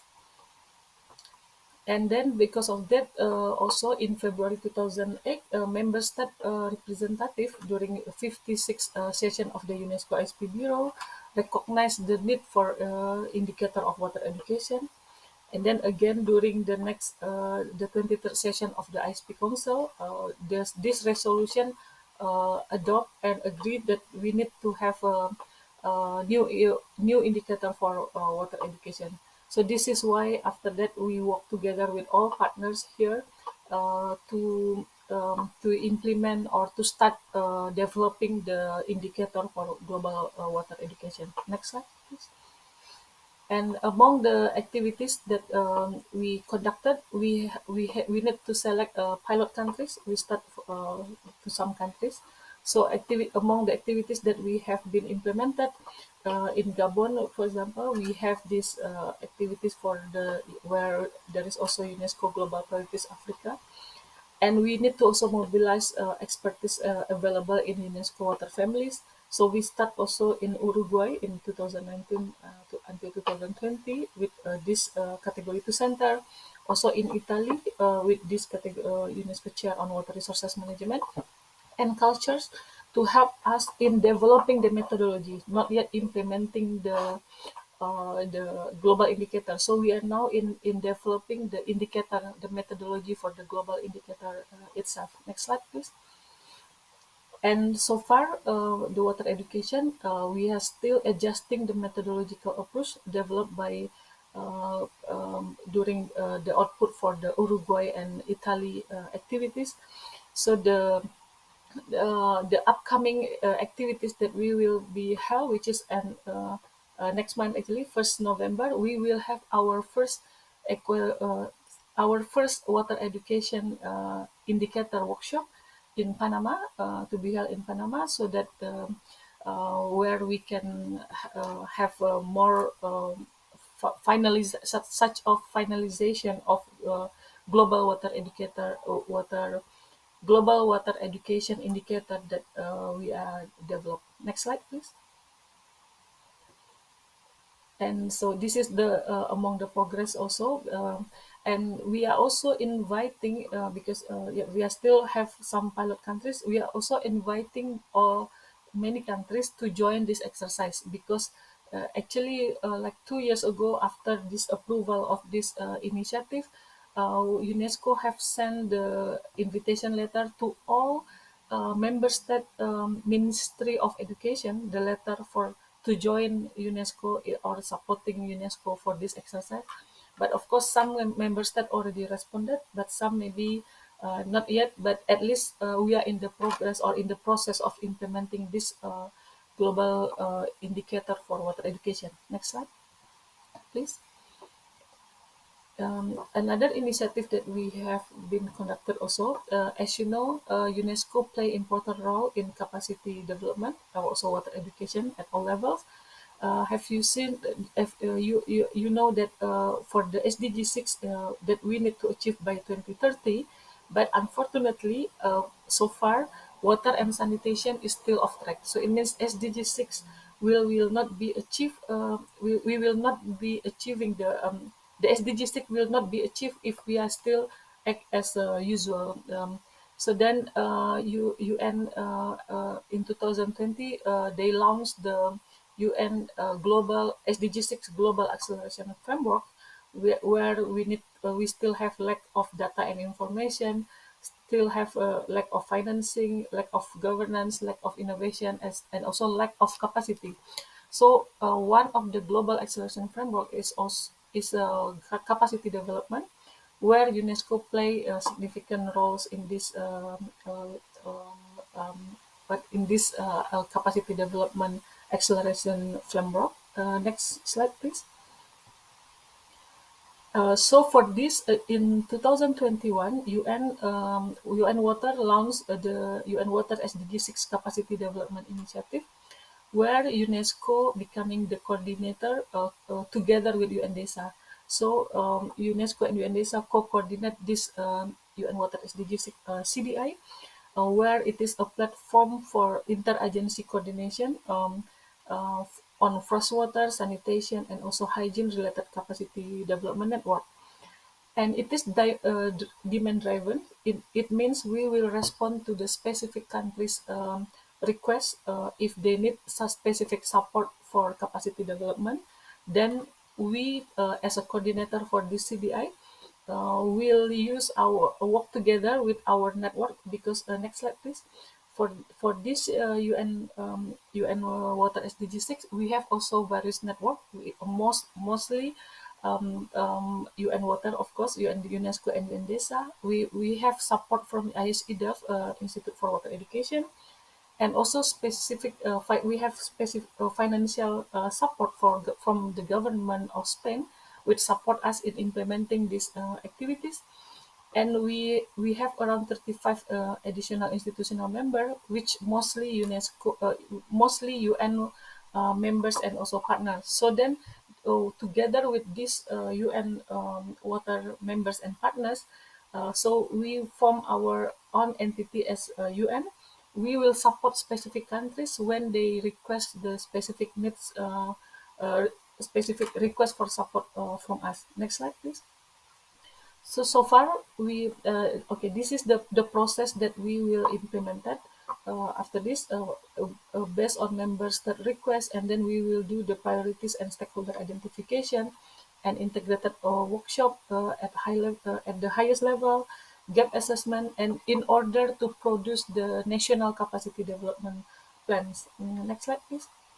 So far we have two pilot countries because we received two requests already from Panama and Costa Rica. So these two becoming our pilot countries. And now we are identification other potential pilot countries in other region, but we will only react after we receive formal requests from the countries. Next slide, please. So for the activities related to CDI, we already implemented various activities. Next slide, please. And the upcoming activities, or in fact our first activities in the next slide please.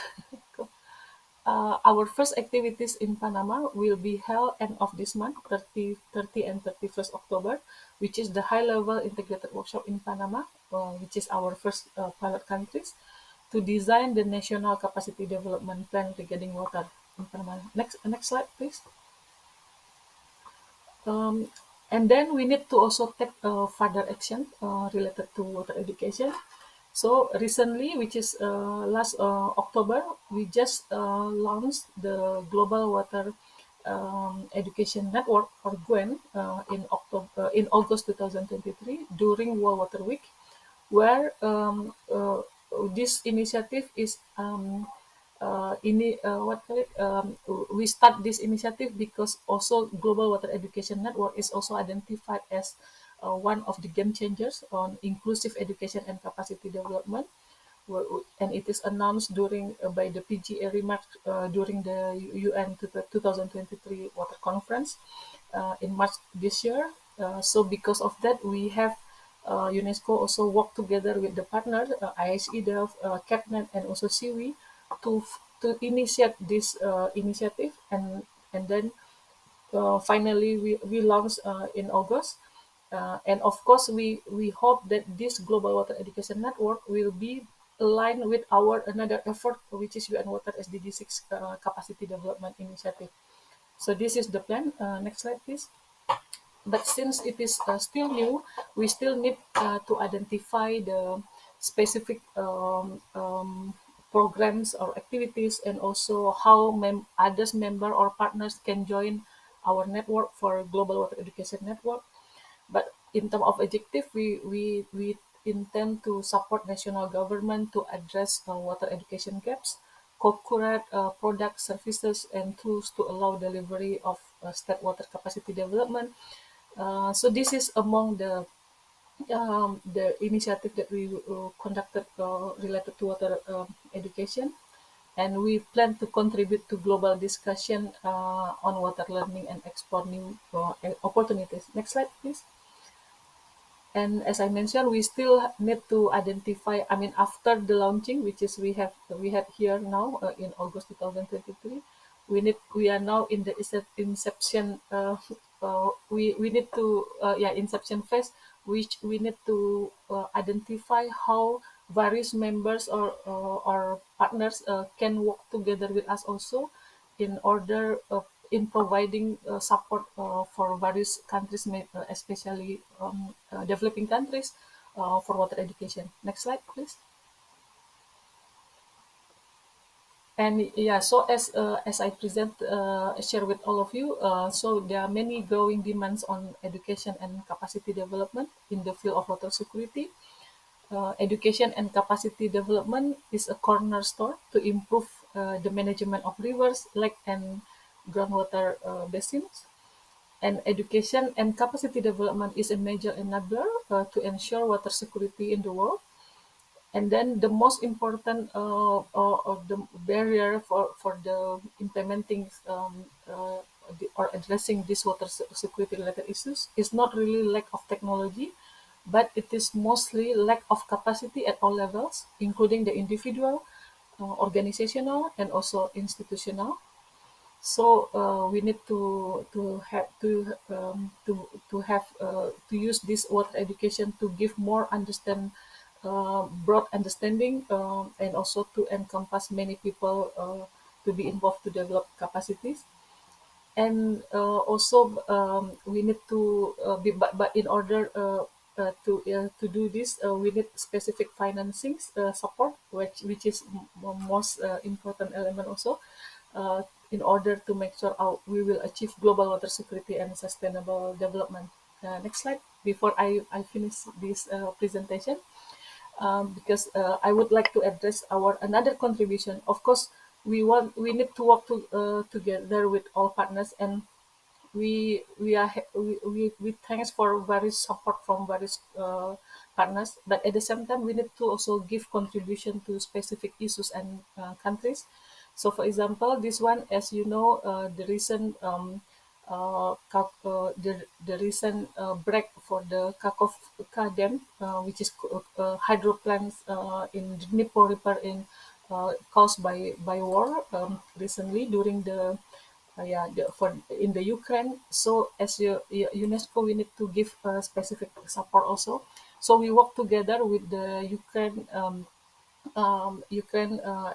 with the specific liaison office to identify specific project or research and education activities that we can do in order to support Ukraine, but because Ukraine will be dealing with the environmental, economic, and societal implication for many years, because of this destruction, and it will cause damage for environment and biodiversity destruction.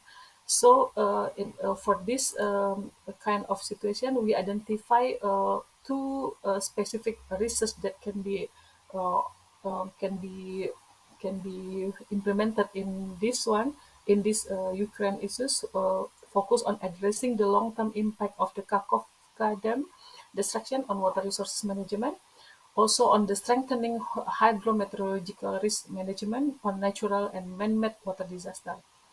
And quite recently, we received a fund from France government. So we will start soon to implement the access to safe water in school and human settlement in Ukraine, which aim to disseminate water tests and portable water laboratory kits to school and also local population in Ukraine. So this is among activities and also our contribution directly to deal with specific on research on and education directly to specific issues related to wars and also disaster. Okay, next slide. Thank you very much. Next slide, please. Thank you very much for your kind attention. And Thanks happy very much, to Alfie. answer if you have any question. Thank you. Thank you. Very consoling to know that so much work is being done on matters of water security. So let me turn now to Brendan O'Malley. Brendan, go ahead.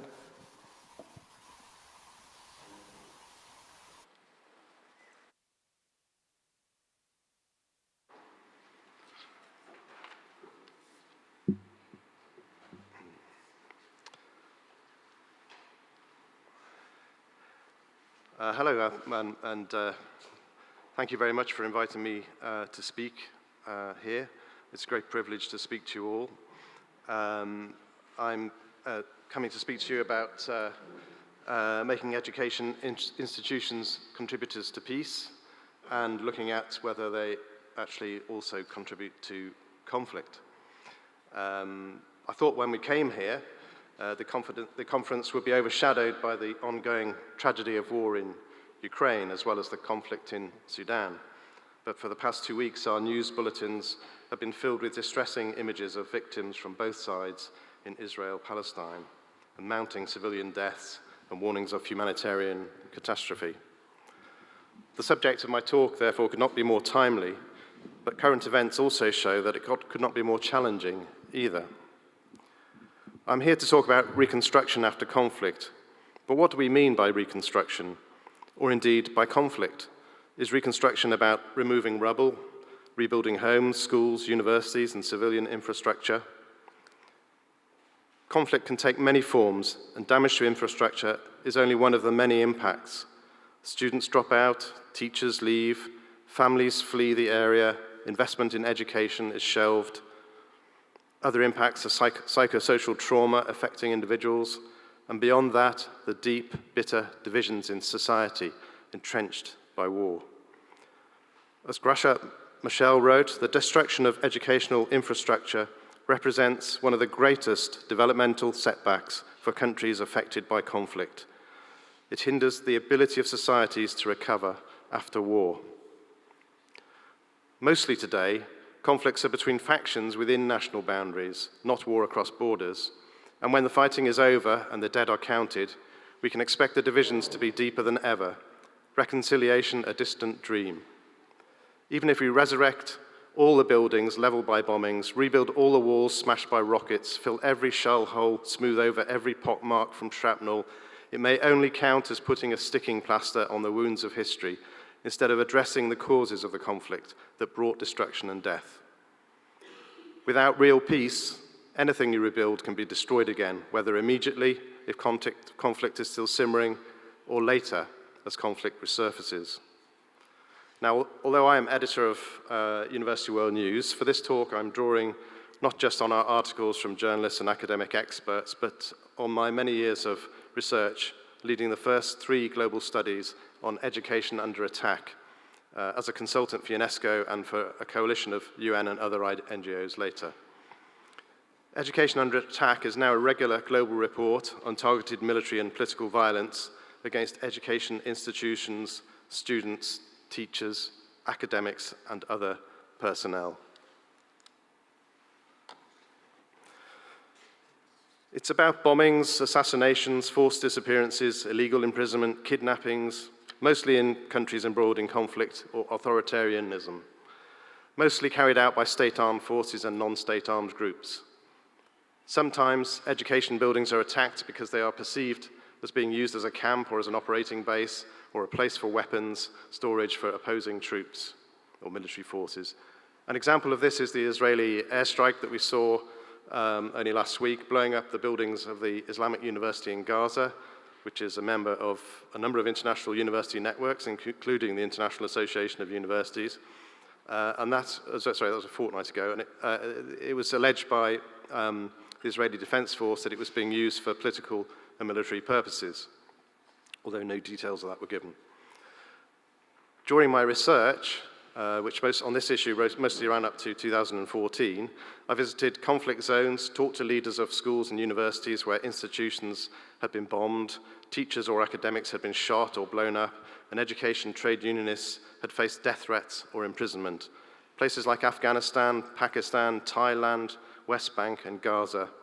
I've also separately reported from conflicts and conflict-affected countries, including Kosovo, Northern Ireland, and Cyprus. For the Education Under Attack reports, we researched the facts about the extent and nature of attacks, but we also gathered information about motives and impact. And we devised recommendations for governments and education stakeholders on how to prevent education institutions, students and teachers or academics being targeted. These reports were used to galvanize UN agencies and INGOs to put attacks on education as a distinct item on their agenda and to be addressed through their programs.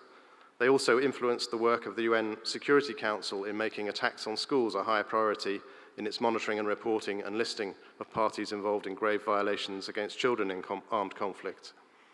And in follow-up projects, we went out to conflict countries such as Pakistan and Philippines to pilot training guidance on how to protect education from attack. Now, initially, there was a lot of focus on schools, and later, we also developed a strong focus on higher education, with the Scholars at Risk network becoming a key partner. Universities are the key providers of higher education, so are concerned about how and why they are being targeted. But attacks on schools also matter to them, since not only do schools provide their pipeline of potential students, but universities train school teachers and university education researchers help to shape education policy and practice. This is a picture I took in Afghanistan. Shows you a typical example of war damage, damage from targeting. You can see shell holes. What you can't see is hundreds, maybe 1,000 people lined up outside the main gate about to come in. They're using that school, wouldn't pass any health and safety regulation in most countries. You couldn't go on the grass because it hadn't been demined. Such was the thirst to get back into education in Afghanistan, which tells you what the impact of destroying schools meant to them. For schools and universities, I believe there are two key aspects of reconstruction after conflict. One is reconstruction of their own facilities and educational communities. The other is their role in the reconstruction of society around them and the establishment of lasting peace. For both their own safety and as key education stakeholders and as anchor institutions in their community or city, universities have a key role to play in the prevention or avoidance of attacks specifically targeting education, and also resilience in the face of attacks.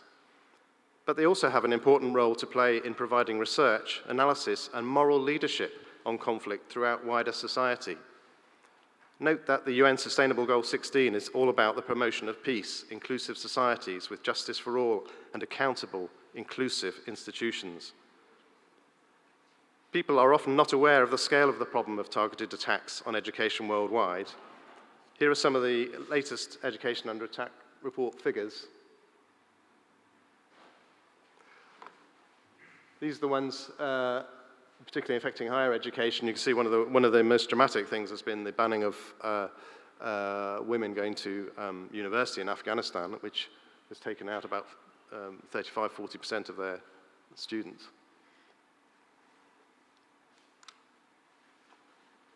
Here are some examples of some of the worst sets of figures for different countries over the years, and we heard an even worse one yesterday from Ukraine, where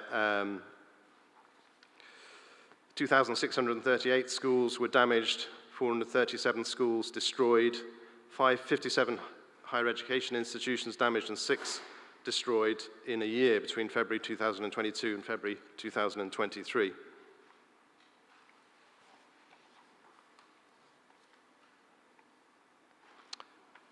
In higher education, the methods of attack include all the physical attacks and threats to life mentioned previously, but they also include curbs on academic freedom and university autonomy.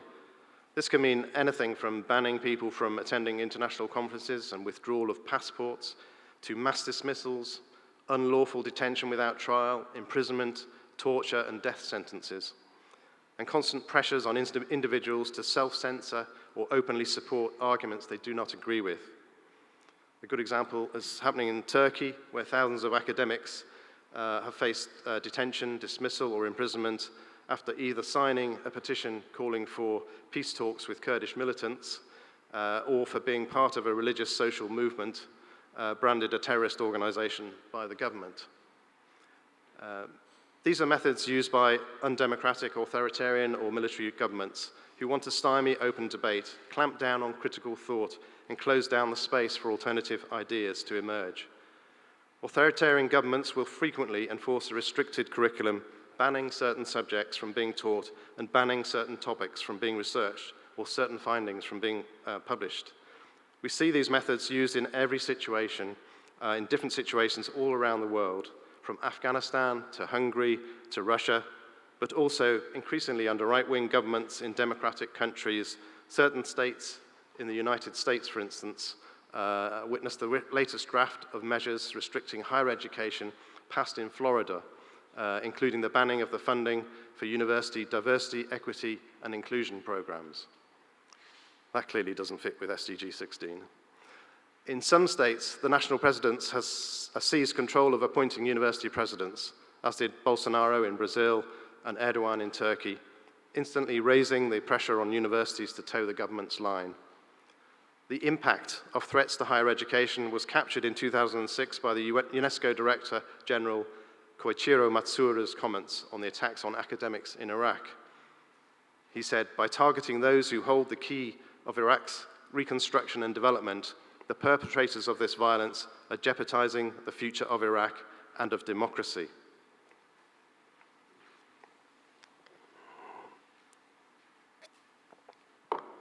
The Education Under Attack research shows that if you want to reduce the impact of attacks and enable education to contribute fully to peace and development, there are two approaches you can take. One is to improve protection and resilience in the face of attacks. Oh, sorry, we've done that. Protection measures can include everything from reinforcing walls, changing roofing materials to less flammable materials, ensuring all rooms have 2 exits to provide escape routes, providing armed guards or military escorts. They can include increasing deterrence in law by strengthening national and international law on attacks on education, or ending military use, which makes institutions a target. Even having military protection, military patrols can make it a more likely target. On negotiating between armed conflicts to parties to conflict to treat education institutions as safe spaces, that's one thing that can happen. You can negotiate with the parties not to treat education institutions as safe zones, so they won't be attacked. And so far, 118 states have signed up to a Safe Schools Declaration, which commits states and other parties to measures to protect schools and universities from attack, including preventing use of education facilities for military purposes. Of course, making that work in war is difficult. Mario Novelli and Viola Salenica, in an essay for Education Under Attack 2014, underlined that a key step to defending higher education is to strengthen university autonomy and academic freedom. Now, resilience measures include changing location, as we heard yesterday, or switching to online provision, removing the institution as a target. So a similar tactic can be used to help threaten students and academics. 2 good examples concerning institutions are 2 initiatives supported by the Open Society University Network, funded by George Soros. As Nathan Greenfield has reported for us, the American University of Afghanistan had 1,000 students enrolled, half of them women, when the Taliban seized power in August 2021. Before government control of Afghanistan evaporated, a relocation to Qatar was negotiated and a virtual university set up. And last autumn, the university AUAF welcomed 100 students in person to Education City, Qatar, but of course most of its students could not get out of Afghanistan. So they are supported by an online dual program with Bard College and AUAF. And in this way, in the words of AUF President Ian Bickford, it's keeping a lifeline open to the outside world for its students. Another example, well publicized, is the example of Smolny College, which was the only liberal arts and science institution in Russia, situated within St. Petersburg University as a result of a partnership with Bard. It inspired many other institutions to adopt teaching and curricular practices that it pioneered in partnership with Bard. Then 2 years ago, Russia's Prosecutor General Office declared Bard an undesirable foreign organization and a threat to the Russian constitutional order and criminalized contact with it. So Smolny now survives as the Smolny Without Borders project, an online project launched by Smolny staff to give an opportunity for students for Smolny College and everyone else disrupted by war in Ukraine to continue their studies, albeit operating on a small scale with a limited number of programs. Now, scholar rescue schemes, such as those of Scholars at Risk and Scholar Rescue Fund in the US and CARA in the UK, play a key role in supporting scholars both via international solidarity campaigns to raise the political cost of continuing the threats and by helping to facilitate temporary posts to keep threatened scholars working in an academic role but in a safer place. The challenge for schemes like this is how best to provide support without creating a brain drain. We heard a heartfelt appeal yesterday from the Minister of Education and Science in Ukraine on this matter, because the problem is if you go and study in another country, will you come back? So in these schemes, is there some commitment from scholars to returning to their country and or incentives to help rebuild it once conditions allow?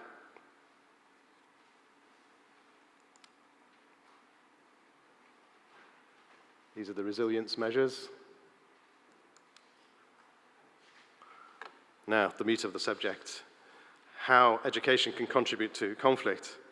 We must also think about whether education itself is contributing to conflict and how we can turn that around so education becomes a driver for peace.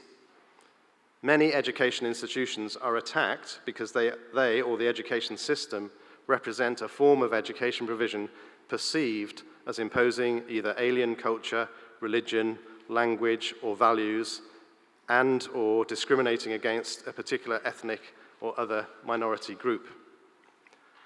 For example, in 2014, we reported the example of the school system in the insurgency in southern Thailand that began in 2004, in which 3 of the 4 provinces were ethnic Malay Muslim in a country that was 90% Thai Buddhist.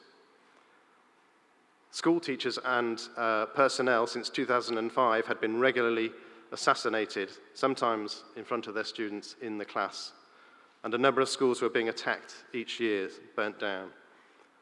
The authorities first responded with military measures, posting guards, military patrols, until they realized that that just enabled rebels to hit 2 targets with 1 detonation, schools and teachers, along with enemy soldiers, as they perceived them. It took years for them to accept that the policy of using schools as a tool of assimilation was part of the problem. The schools, they were banning Islamic schools, Muslim attire, Muslim names, the Muslim dialect, teaching of local Muslim history, and they were imposing Buddhist Thai teachers. Eventually, an agreement to hire local Muslim teachers, create a 6th day of school per week to allow for Islamic studies and teaching Malay and the local language, helped reduce the sense of education imposing an alien culture. Mahitol University played a positive role in the process of reaching a compromise by running an action research program designed to help Patani Malay speakers in school retain their identity, but also achieve a Thai national identity. They did this by using Malay in the first 2 years of schooling, followed by Thai.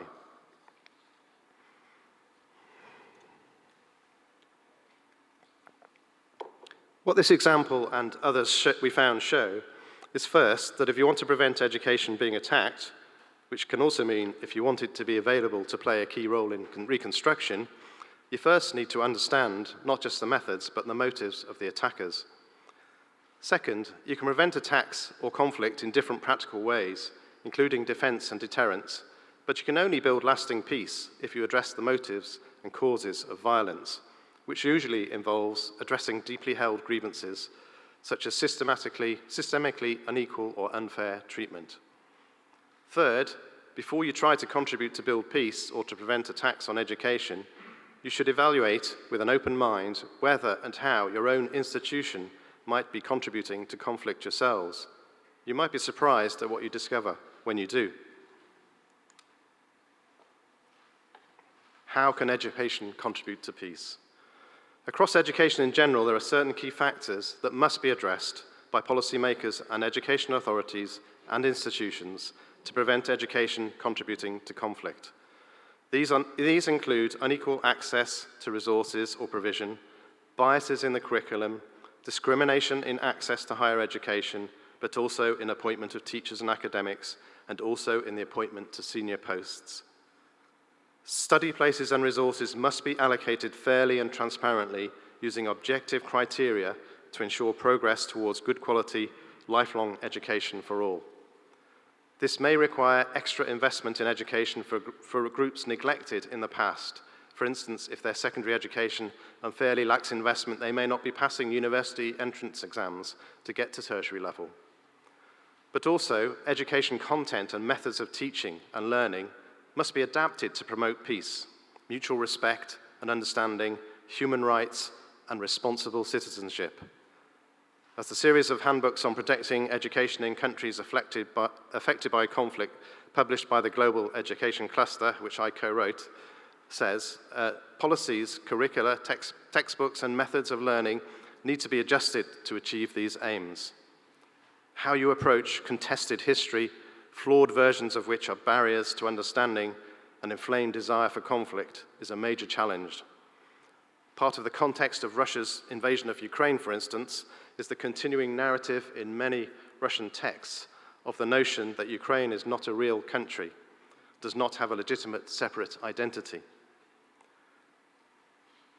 Which language is the medium of instruction or perhaps of admissions tests is another issue of contention, potentially disadvantaging whole sections of the population in multi-ethnic countries.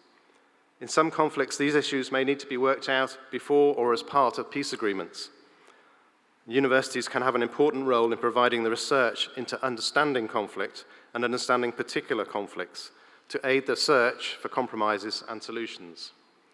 International research can help encourage intercultural dialogue and understanding. To echo the words of Sarah Clark Habibi in an article for University World News, but put them in a current context of a protracted war in Ukraine and an explosive situation in Israel-Palestine with so many civilian lives at risk, university leaders can use this moment to reflect on how their institution can contribute proactively to the reduction of inequalities, frustration, radicalization, and violence in society. Perhaps they can begin by considering how they can better tailor the education and training they provide to contribute to individual and societal resilience, conflict transformation, sustainable development, and socially just peace. This may mean, for instance, not confining peace building to a particular discipline or department, but taking a whole institution approach, adopting conflict-sensitive policies, and integrating peace building values, skills, and competencies across disciplines. It also requires universities to work in partnership with communities to raise awareness, set peace-building agendas, and develop capacities for societal change. Thank you.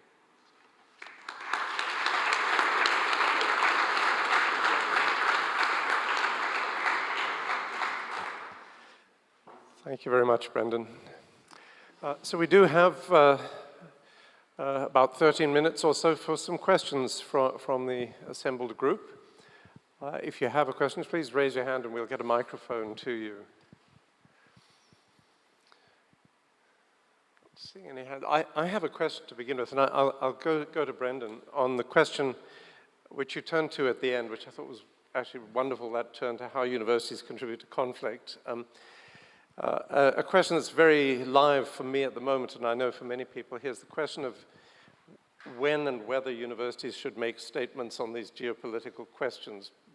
I mean, my perception is that you contribute to conflict by doing so, but I'm very interested in your thoughts about that issue.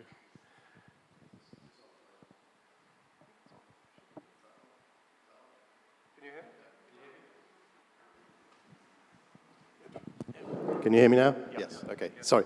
Well, yeah, this is a really interesting question that we've been grappling with on University World News as well. In fact, we have an article this week on how universities should have responded to the Hamas attacks, which focuses a lot on the situation in the US, where Israeli universities complained about the lack of a forthright response, and a number of universities said they didn't feel it was their role to take a position in conflicts, and we've been dealing with how, when you've got information coming from all sides and it's constantly changing because the situation is changing so quickly, how do you make sure the information you've got is right and not out of date?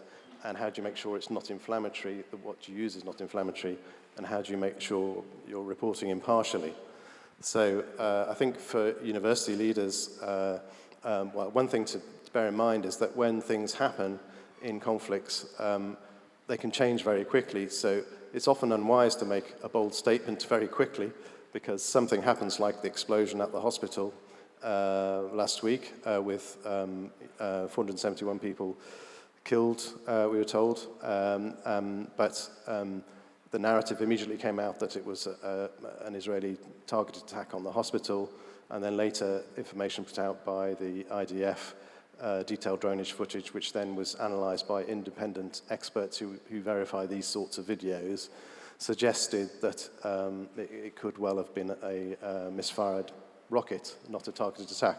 Now, that doesn't take away from the general picture of massive civilian casualties and the approach you take to rooting out individuals who've carried out attacks in a densely populated area, which is a whole other question. So it's fraught with difficulties, however you talk about it. So I completely understand the university's position where they say, as a matter of academic freedom and as a matter of responsibility, we don't want to inflame the situation by putting out statements quickly where we may not have the right information or that are one-sided, and we want to leave our campus to be a place where people can debate these issues freely, but it's important that opinions from all sides are heard, and it's certainly not the role of a university to close down debate. So I've very much sympathised with the role of university presidents in that situation. Thanks very much, Brendan. Questions from the group, please.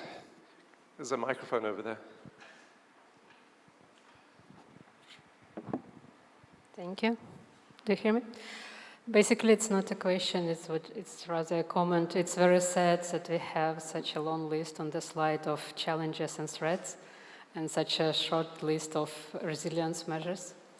I'm going to chair the table today about resilience, so you're welcome to join and see that, in fact, the situation in Ukraine showed that the measures for resilience can be much, it's a bigger number, in fact, based on voluntary help from different sides. So resilience is built both internally and externally.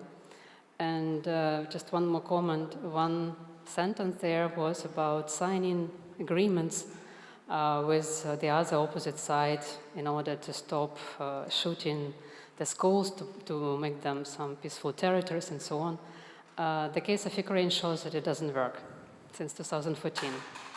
So whatever agreements we have with Russians, they shoot, and they target civilians. So no, this point of resilience, of making agreements with terrorists doesn't work. Thank you. Thank you very much. Giga.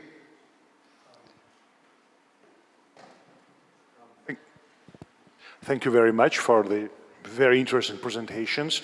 One small question for Ed Brinksma. You talked about the quintuple helix that I couldn't understand exactly what was this kind of fifth fold about it, so perhaps you could explain that.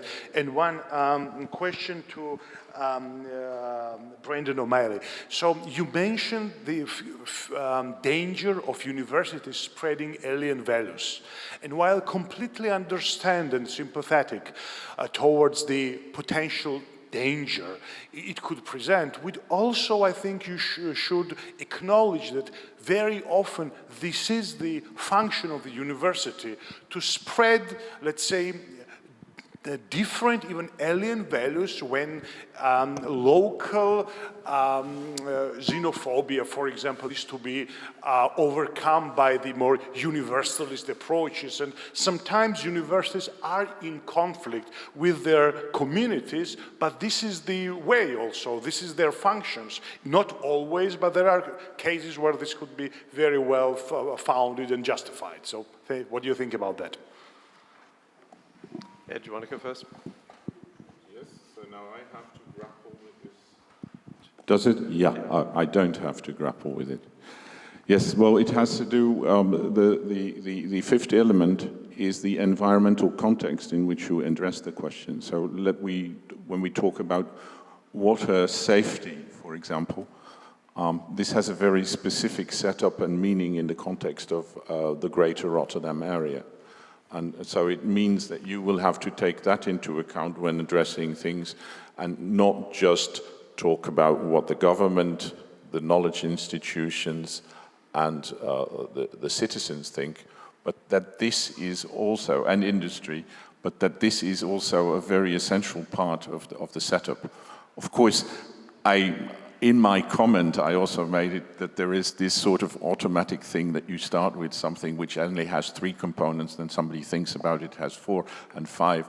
So in this sense, I would not take the quintuple helix into an absolute value, but it is true that we're not talking about only the partners that should be involved, but also the specific context in which the problem arises, which has strong local and contextual components, and that you better take that into account too if you do engage research.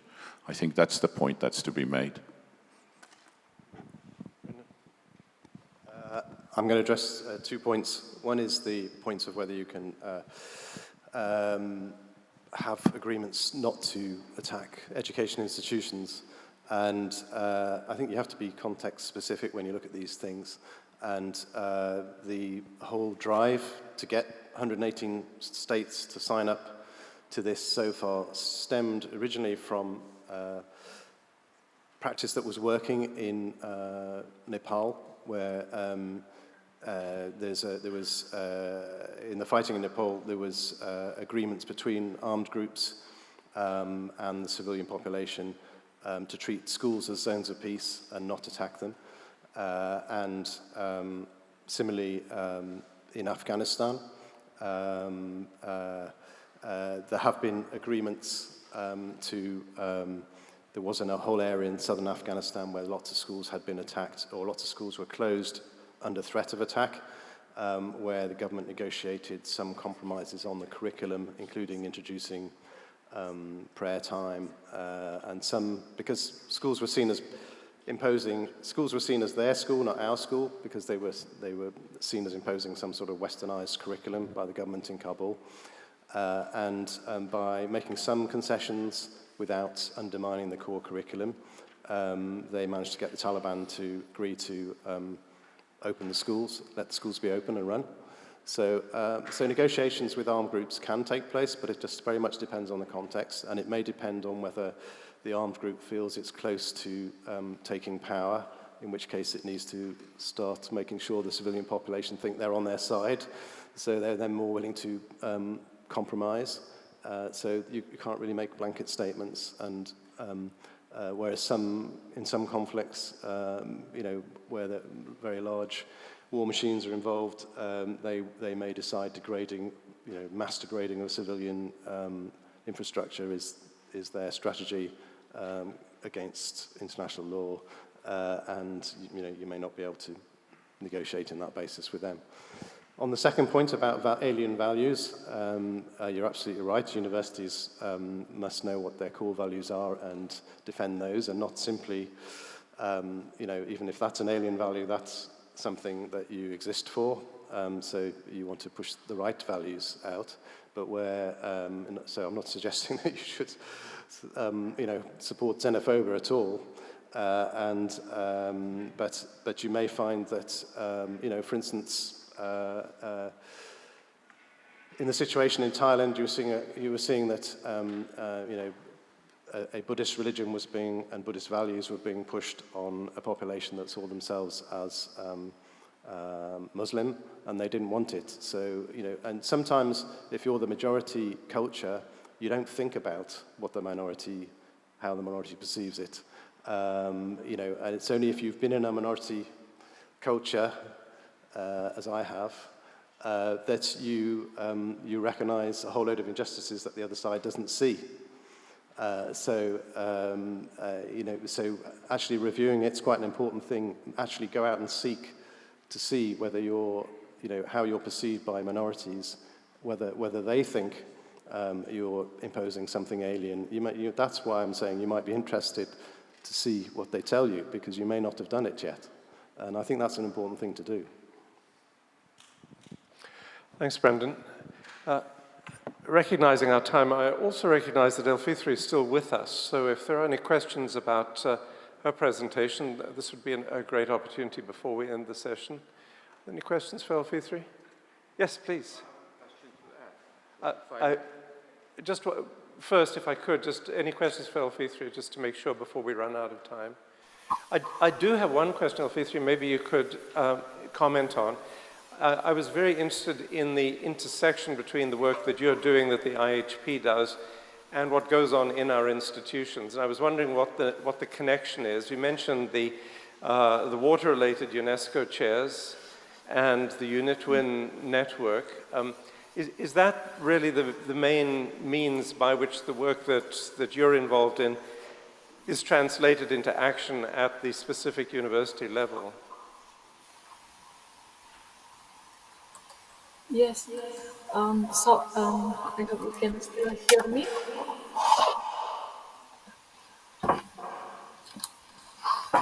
Yeah. In Poland we have one UNESCO chair. UNESCO have so many, like 1,000 UNESCO chairs, but we have around 76 UNESCO chairs which is related to water, and one of them are in Poland, the one in Poland, and which is in Wood University, or related to ecohydrology. Professor Thomas Jersak is the chair, the current chair. And we have UNESCO Center, of course, Category 2 Center, ERCE. So this center and chair are very much collaborate with us in supporting our activities, especially related to ecohydrology. If you have seen in my presentation, we have 5 priorities areas and also 8 working groups, which is one of them are related to ecohydrology and water quality. So the UNESCO chair and centers in Poland are very much working with us on this topic, ecohydrology and also water quality.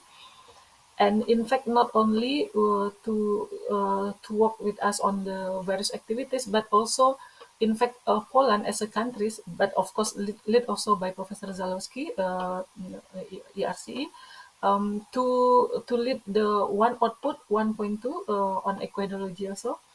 And to lead also, in fact, the working groups, cross-sectoral working group on ecohydrology and water quality. So, of course, different countries contribute with or work together with us in different topics of water. But for Poland, most collaboration framework so far that we have, mostly on ecohydrology and water quality related activities. But we welcome to work together with, as you have seen just now, we have many other priorities areas and key outputs that we need to achieve. So we encourage all countries to work with us either as a member of working group or as a contributors to specific output, or just to work in as partner in implementing various projects or activities. This is also our interest, and we welcome to all of you. Or maybe also to start this water education global indicator. That's also another potential. We welcome for all collaboration and partnership with us related to water. Thank you. Thanks, Elfithri. Very helpful. I'm going to exercise my chair's discretion and allow one more question from the gentleman over there. Thank you very much, Mr. Chairman. Actually, thank you all for these very stimulating presentations. I'm Hassan from Turkey. I'm director of Işık University. I have a question for Ed. Actually, it's not a question. It's a little bit of contribution, if I may, and a comment and a question. Now, we have been talking about the reconstruction of the cities. This is a great topic. And of course, in the present day situation, it is very, very understandable. However, this concept of post-industrial cities is a very large one. Actually, there is the reconstruction of the cities on the one hand, but there is also the transformation of the cities on the other hand, which is, I guess, a more general and more intriguing subject. Bilgi University in Istanbul, for example, contributed to the transformation of the environment because when it was first founded, the location and the district was totally full of the Roman gypsy citizens, and they did a lot for the transformation and bettering of those people.